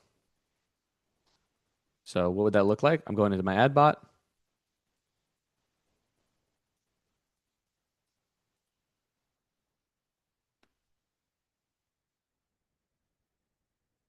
The one I was showing you, the unhinged one, is the unaware one. That's basically going to write the unaware ones for you. I know the Gospel of John contains a passage about foot care that doctors have completely ignored. It might be the answer you've been searching for. I know that sounds strange. What could a 2,000-year-old scripture possibly have to do with your toenails? But stay with me because I'm going to share what has already helped over 37,000 believers. Talk about those thick, yellow, crumbling nails you've been hiding for months, the ones you cover with socks even in summer. Goes pretty intense.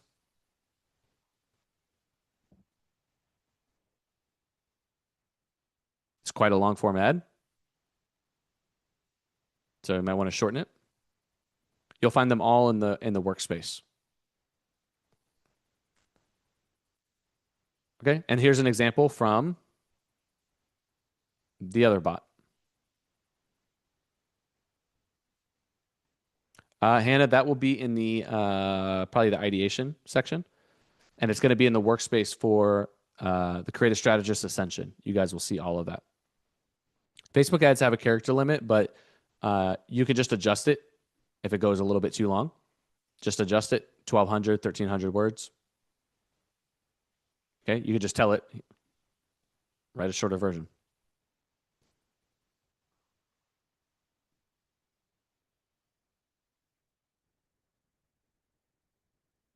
Yep, it'll all be uploaded today. So here's a 500, 600 word version. I mean, for an unaware ad, I don't know if you guys quite get it. Like for an unaware ad, I'm not saying this is perfect, but even just to generate some of these ideas is pretty fucking phenomenal.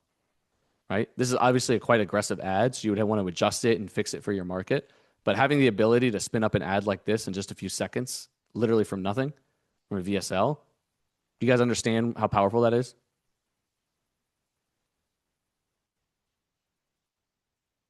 Yeah, extremely powerful. Extremely powerful. So that's the unaware ad that you have right here. You also have the swiping one, the viral to paid. This is basically organic to paid. That's what you could look at. Some of this stuff we'll cover a little bit later, so you don't worry about it. But let me show you some quick examples of the static, because I think this is quite powerful. So I'll provide some visual references so you guys see what each of these are. But let's say, for example, you want to do ads with people holding signs. Have you guys seen that before?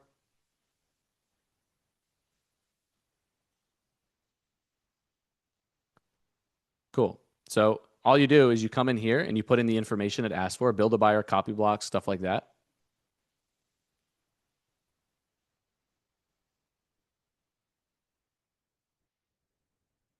And you just answer, how many concepts do you want? Let's say that we want 10.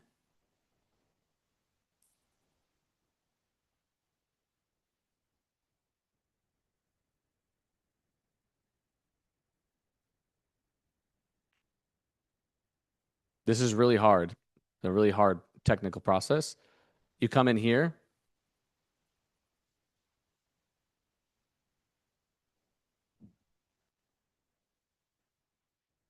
And you copy it.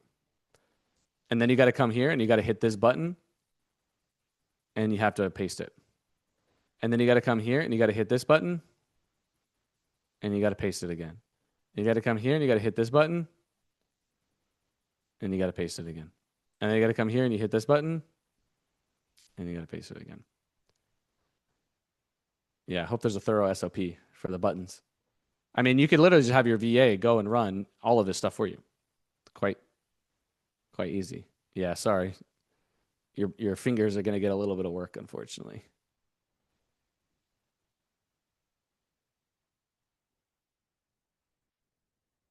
All right. And then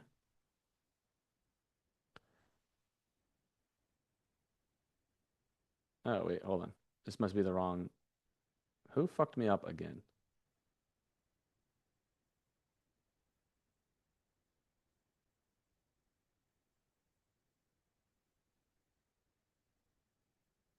Max, where's that one-to-one bot that we have? Are they not in the links that are in the document? They're not in this one for some reason. These look like something else. They're in. Go to the link for the one-to-one, like the page that you just opened for the one-to-one, and if it says it's running on GPT image 1.5, then okay, yeah, No, that's not it. that's They're in Genesis then, like under the static ads category. Okay. Well, I'll pull that out. I don't know why that got messed up. Yeah, that's weird. Something else that, and this is my fault for forgetting to mention, the static ads, the one-to-one, they say type ready to begin, but if you do that, it'll just generate a random image. So you just paste your shit in there. You don't have to tell it ready. Cool. I'll make sure that you guys get access to the. I'll update this one. Again, apologies that the bots are a little bit messy in SOPs. So we'll fix that.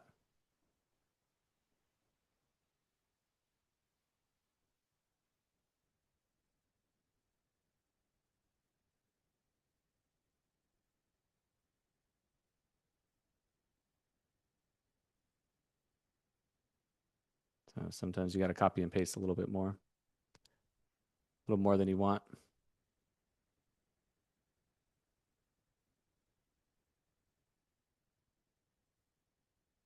Okay, that'll be enough for now. So this would be the example. Let me put this one too that we have.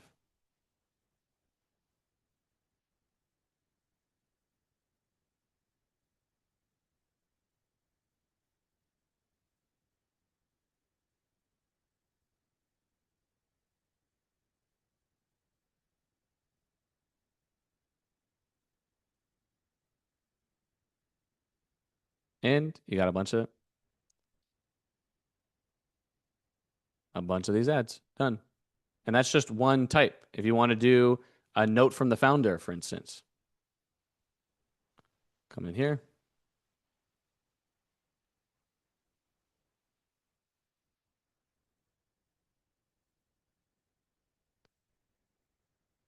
Yep, that's pretty sick, Cody. Which is all doable. Very doable. I know these We're Sorry ads are like, they're just everywhere, but they work.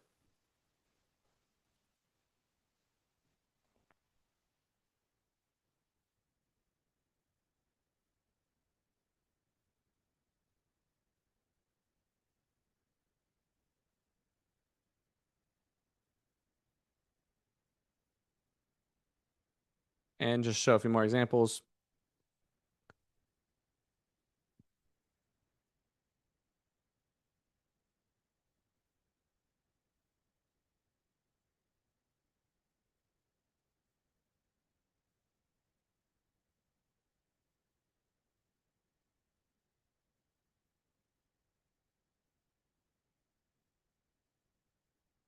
All right. You keep these to yourself.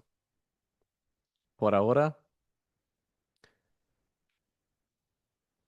And I have released the bots to you guys. I will go through and I will edit the SOPs and organize all the bots so everything is super, super clear. Okay. But here we go. Here's an official apology letter. Done. So everything you need should be on here. Let me tomorrow, like I said, is going to be a big day. Tomorrow's all about funnels, everything deep on funnels. I appreciate everyone sticking around. We still got 140 people on this call. We're 3 hours in, so I really appreciate it. And yeah, what did you guys think of today?